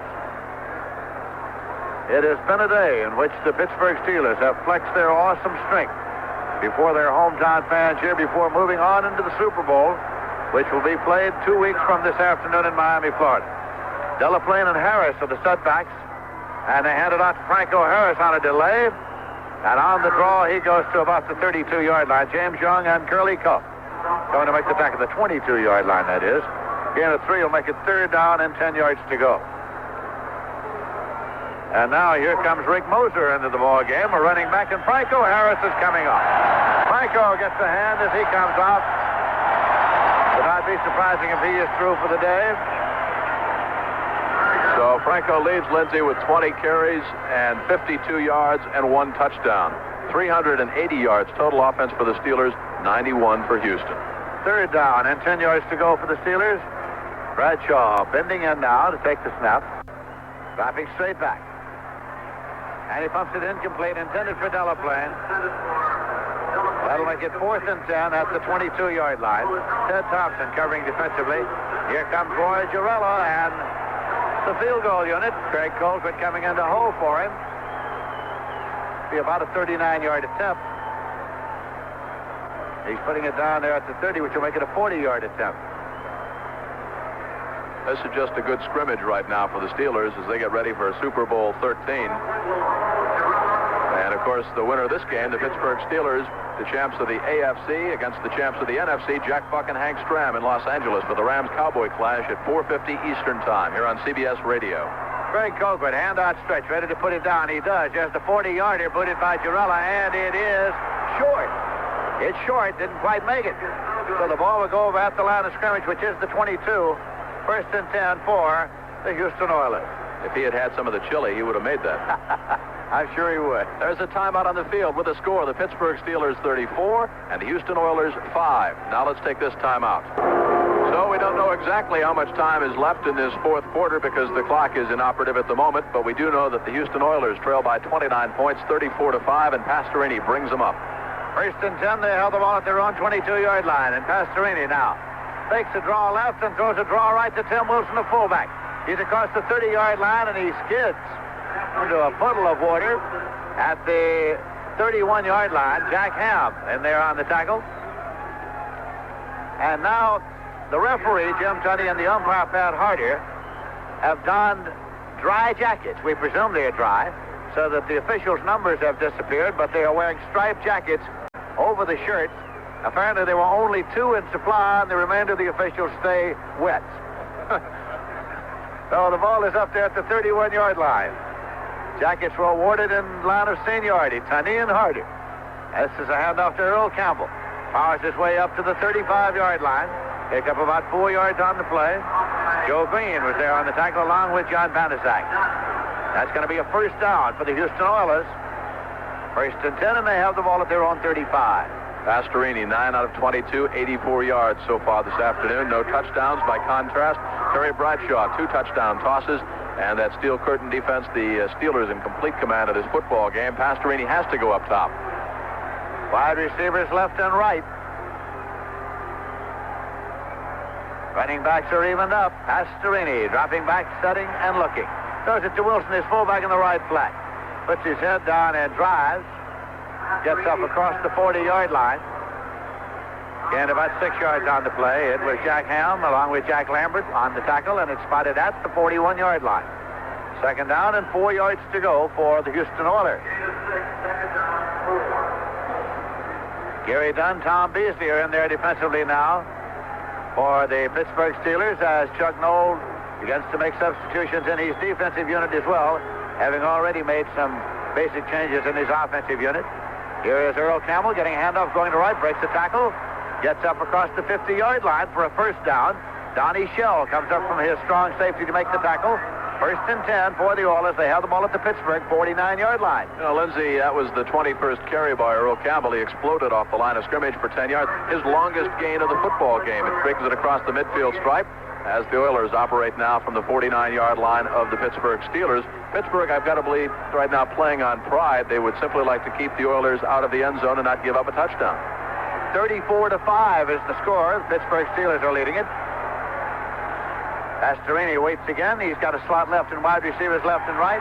Goes a screen right to Campbell. The screen forms, and there goes Campbell. 50-45, and he's down at the 45-yard line. Gain of only 4 yards on the screen right. Ron Johnson, rookie cornerback, up to make the tackle. Pastorini getting up very slowly as he was really run over after he unloaded the screen right. Tom Beasley, number 65 for the Pittsburgh Steelers, defensive tackle, 6'5", 253, the first-year man from Virginia Tech. and he just sat on Pastorini, and Beasley offered his arm, and Pastorini did not take it. He elected to sit down on the soggy AstroTurf, where he has spent much of the afternoon. Second down and 6 yards to go. Houston at the Pittsburgh 45-yard line. Now they are doubling receivers out to the left side, and Kenny Burrow comes out to the right side. The running backs come up in an I formation. Pastorini bending in. High count. He gets the ball, hands it off to Campbell. Campbell gets an opening to the 40, 35, and he is down at the 34-yard line. Mike Wagner pulls him down at the 34. It'll be another first down for the Houston Oilers. They have the ball now at the Pittsburgh 34-yard line. And a pretty good indication right there on just how bad this field has gotten right now, down at about the 35-yard line. Campbell made his cut at about the 40, and when he was thrown down to the ground, actually became a human squeegee. You can just see the water come squishing up from the bottom of that AstroTurf, which has been inundated with rain all afternoon, but it is very soggy down in the field. Pastorini, coming back to the huddle twice, was wringing his hands, apparently trying to dry them out. Put them then down into the tops of his pants. He's up there now waiting for the snap. Wide receivers left and right. Pastorini dropping straight back, stumbles once, takes a look, throws, and it's intercepted. Taken at the 24-yard line by Lauren Taves. Taves is back to the 30, 35, 40, 45, 50, 45, and Lauren Taves out of bounds at the Houston 46-yard line. Or on the 41-yard line. Pastorini made the tackle. Another interception of a Pastorini pass by a Pittsburgh linebacker. That is 9 turnovers the Houston Oilers have committed so far this afternoon. 36 yards on the return by Lauren Taves, the 6-year man from California. Pastorini given ample protection that time, but when the ball is wet, it's going to slip out of your hands. No question. He simply underthrew Kenny Burroughs 0-0. Taves picked it up, scampered down the left sideline. A 36-yard return, and the Steelers operate again across midfield. There's a timeout on the field with the score. The Pittsburgh Steelers 34 and the Houston Oilers 5. With big cheers of "We are number one," and the fans are responding. And here come those terrible towels. Lots of terrible towels being waved around here in Pittsburgh, Three Rivers Stadium. And the folks that are staying around, 49,417 the announced attendance. And there's still a good 35,000 plus in attendance here. They want a little more. Chuck Noll has made a number of substitutions now. Mike Kruzik's in there at quarterback. He has brought Stallworth, Grossman, and Lynn Swan out. Jim Smith and Theo Bell are in at wide receivers, and Jim Mandich is the tight end. So it is first down and 10 yards to go. Steelers have the ball at the 41-yard line of the Houston Oilers. We're in the fourth quarter. Where in the fourth quarter, I don't know. The clock is inoperative. Now the handoff goes to Sidney Thornton, and Thornton tries right tackle and gets to the 37-yard line. He picked up 4 yards on the play. It'll be second down, 6 yards to go. James Young was in to make the tackle. And you hear us talk about the human bowling ball quite often when describing short, stocky running backs. That is Sidney Thornton, 5'11", 235 pounds. His second year from northwestern Louisiana, down in the bayou. Second down and 6 yards to go. Krzyk running the attack now with Bradshaw through for the day. Pittsburgh is leading 34-5. The clock says that we have 8 minutes 55 seconds remaining to be played in the game. That is only a rumor. Moser and Delaplane are the setbacks. They try a little delay here. Moser carries, and he gets it most a yard to the 36-yard line, which will make it 3rd and 5. Curly Culp coming to make the tackle. We're getting to the point of the football game where snowballs will be coming from the stadium, aimed in the direction of the Houston Oilers bench. I think they will. We are getting Jack Delaplane and Sidney Thornton alternating in that backfield now for Pittsburgh Steelers. Their coach, Chuck Noll, was once a messenger guard for Paul Brown and the Cleveland Browns, and so he uses an alternating system to get plays onto the field. Third down and 5 yards to go. They loosen up Moser on a right set and give him the football.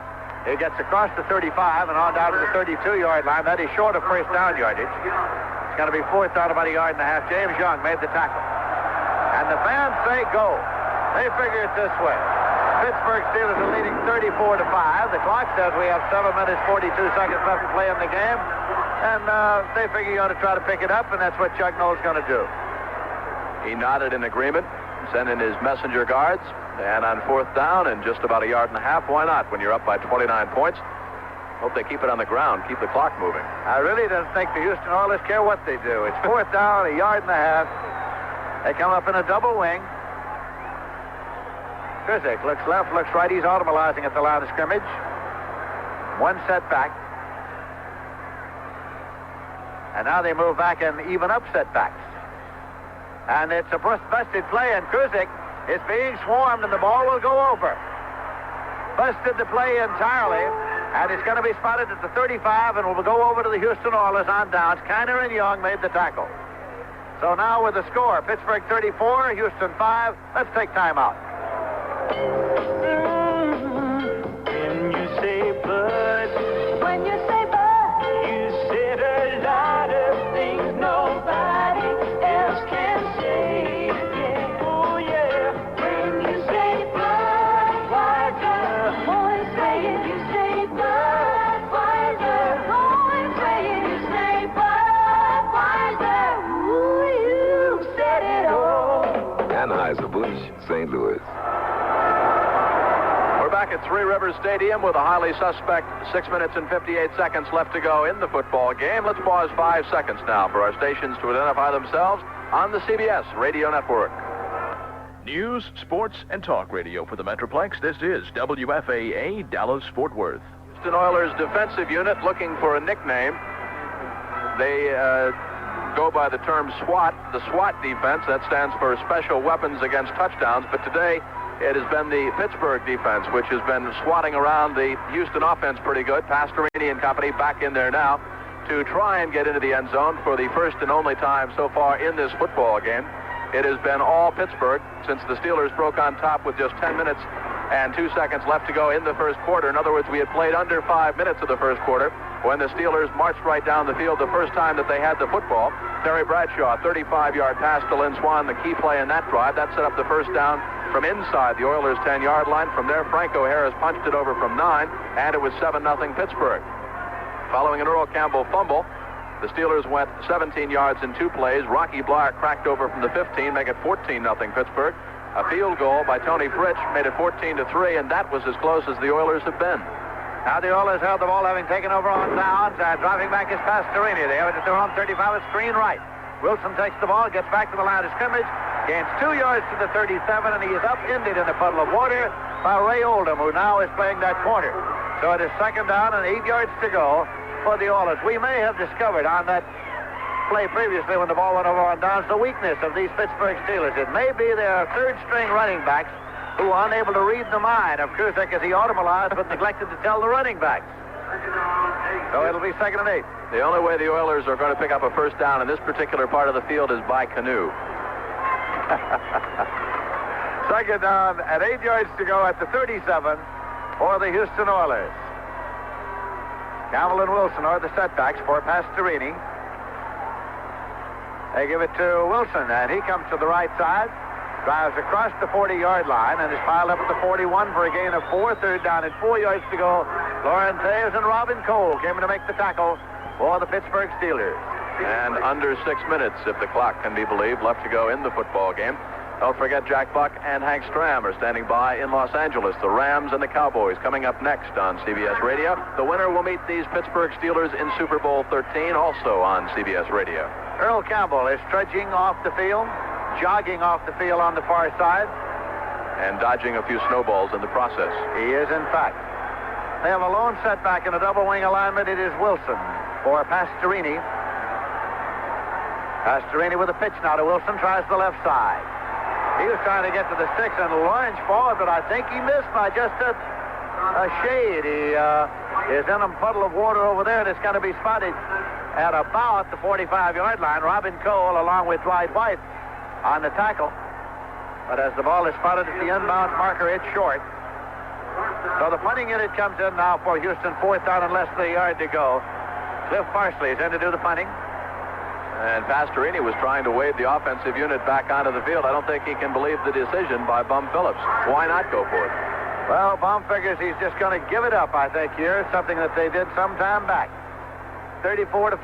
And so Parsley gets the punt away. Theo Bell is retreated to his 15-yard line. Tries the left side, gets to the 20. Jitterbugs up to the 25. The 30. Breaks a few arm tackles.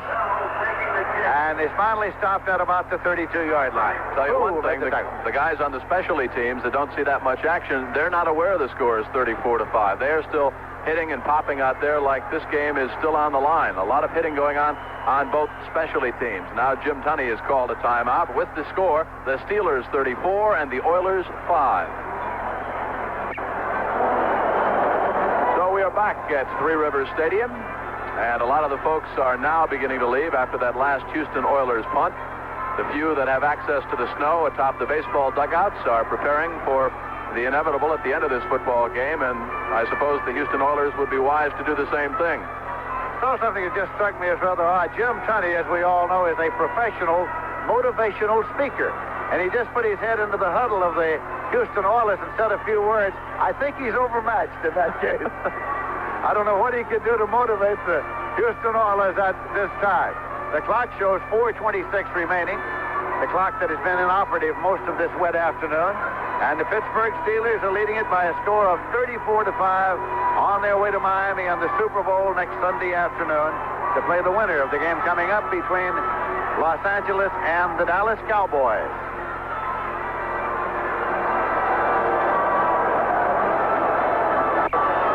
As you might expect, when the home team is winning by 29 points late in the football game, it is a rather festive crowd here in Pittsburgh this afternoon. They have had much the better of it, no question of it. Kuzik is still the quarterback now. Bradshaw through for the day, apparently first and 10 for the Pittsburgh Steelers at their own 32. Thornton and Moser are the setbacks. Hand it off to Moser. Delaplane, I beg your pardon. Delaplane it was who hit in there, and he stopped at the 34-yard line for 2. It'll be second down and 8 yards to go. You know, Lindsey, you start to think about Super Bowl 13 down in Miami, the Rams and the Dallas Cowboys. Certainly the winner will get ready and prepare for that game as best they can, but they've got to be just a little bit intimidated, I would think, at the Pittsburgh Steelers off two awesome performances back-to-back. The Steelers took apart the Denver Broncos rather methodically, 33-10. 33 points against the Orange Crush defense, no small task, and they're sticking it to Houston this afternoon. So certainly Pittsburgh is peaking at the right time. In both cases, they have come out with an attitude of taking no prisoners at all and have established their superiority quickly and have dominated throughout each of those games. It's Thornton carrying to the right side, the big man across the 40, and he rambles on up across the 45 and is being bulldogged by Brazil, finally down to the turf, but it's going to be marked up at the 48-yard line. Andre Thornton, number 38 for the Pittsburgh Steelers. He would not go down. He just wouldn't go down. Finally, 3 of the Oilers just Bronco busted him down to the AstroTurf and up squashed some more water. The human squeegee down there. Clock continues to run under 3 minutes unofficially left to go in this AFC Championship game. First down and 10 yards to go for the Pittsburgh Steelers. They have the ball at their own 48-yard line. Pittsburgh 34. And Lynn Swan, the head cheerleader, standing up on the Pittsburgh bench, waving one of those terrible towels and inciting the Pittsburgh fans who now get with it. Well, he's just adding a little to the enjoyment of the afternoon for the Pittsburgh Steelers fans now all over this stadium. He didn't take cheerleading at USC, did he? Took everything else. This is Jack Delaplane, and he finds a little opening and gets across the 50-yard line and down to the 47. Picked up about 5 yards on the play. They get second down and 5 at the 47.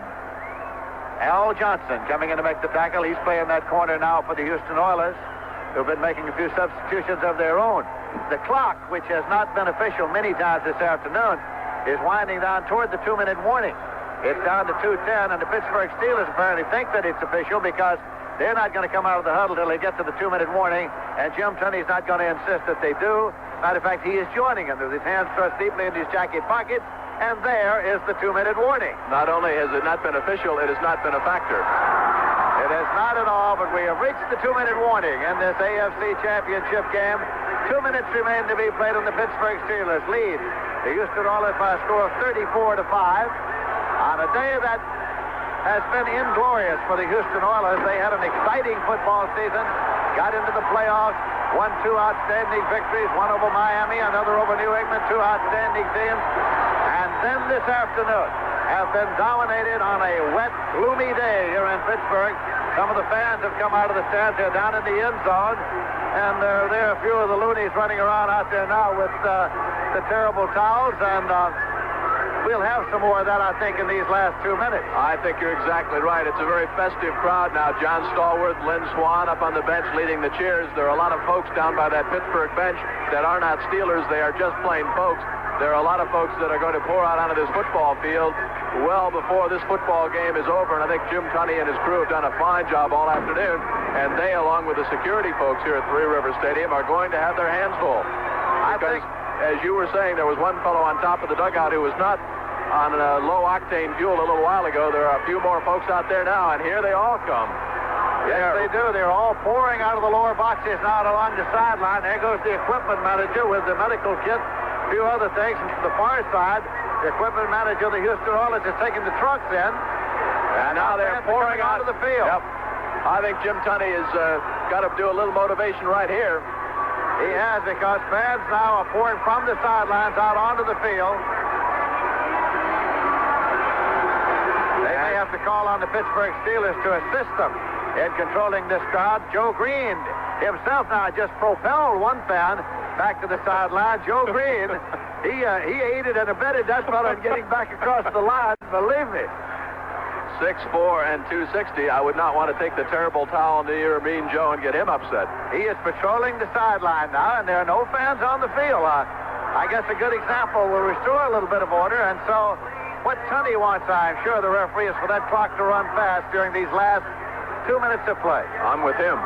Second down and 5 at the 47-yard line of the Oilers, in possession of the Steelers, and Kuzik is the quarterback.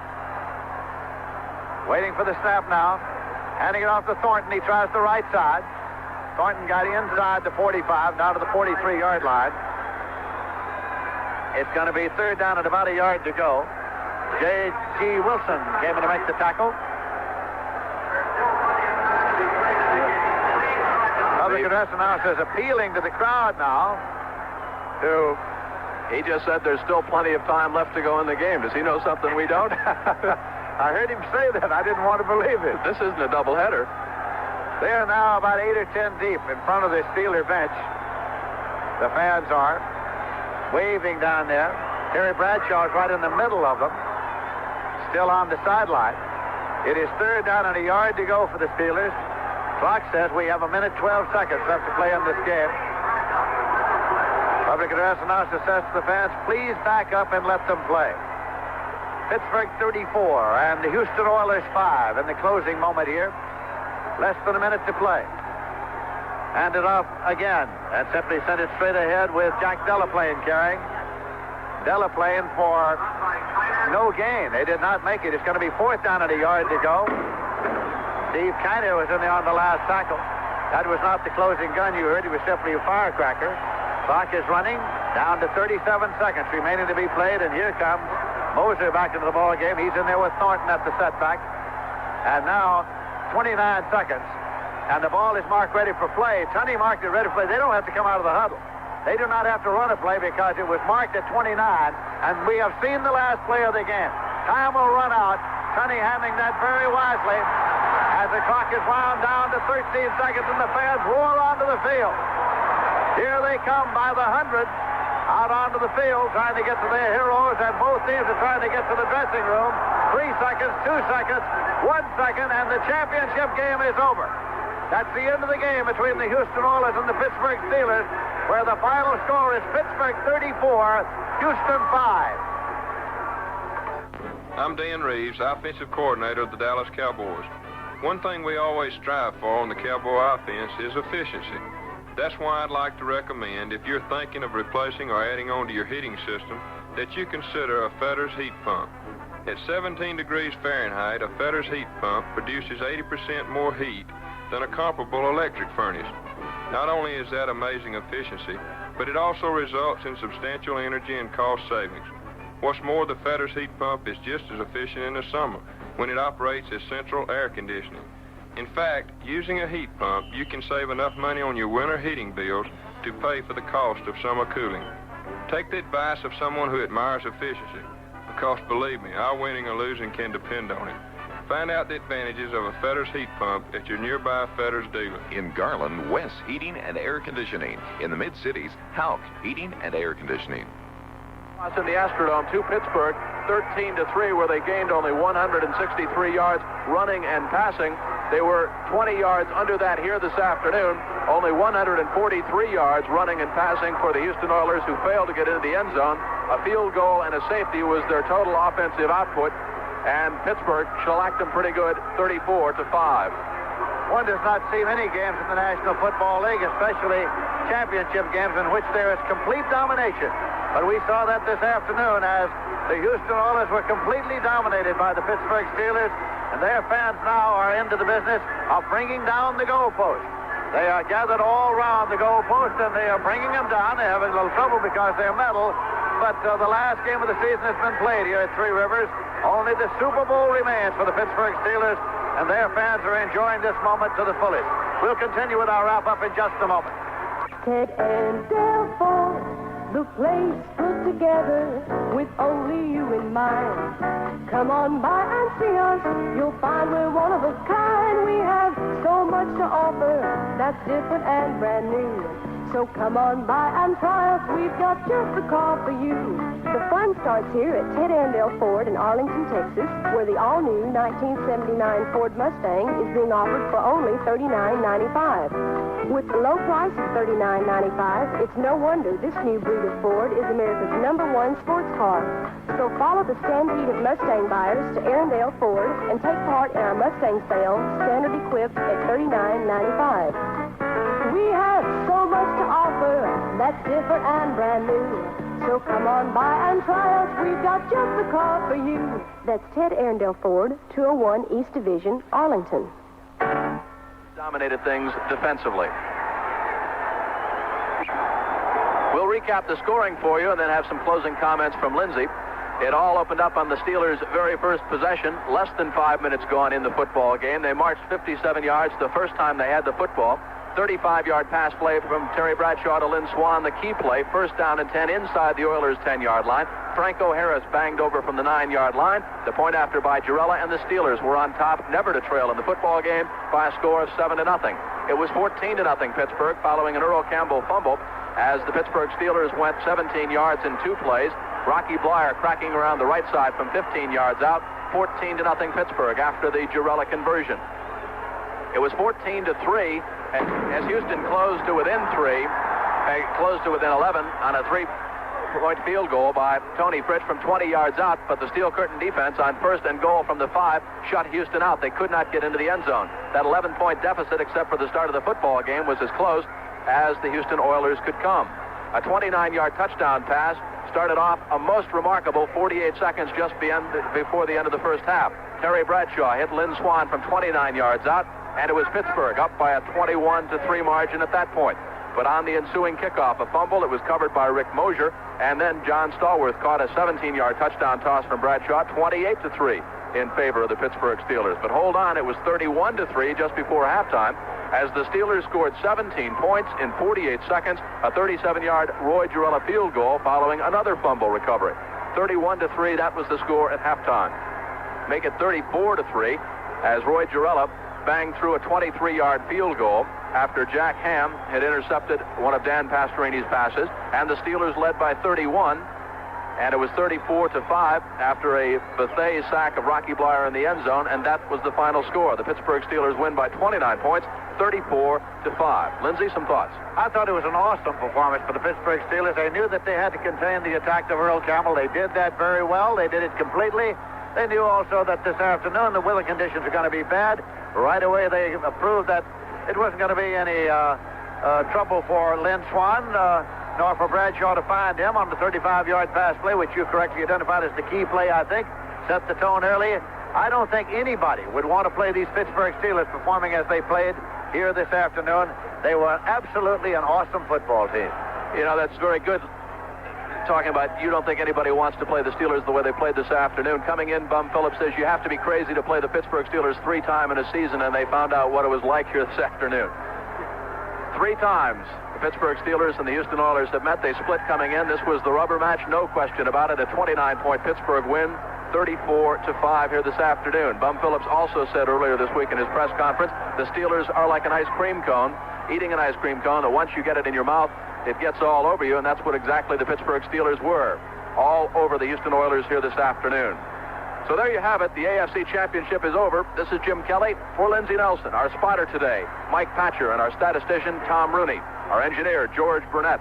Today's game has been sponsored by the Goodyear Service Stores and independent dealers across America, by the brewers of Budweiser, King of Beers, by Buick, after all, life is to enjoy, by Kmart Automotive, your savings store, by Ford Motor Credit Company, the people who want to give you credit for being you, by Pepto-Bismol for relief of indigestion, and by STP Products.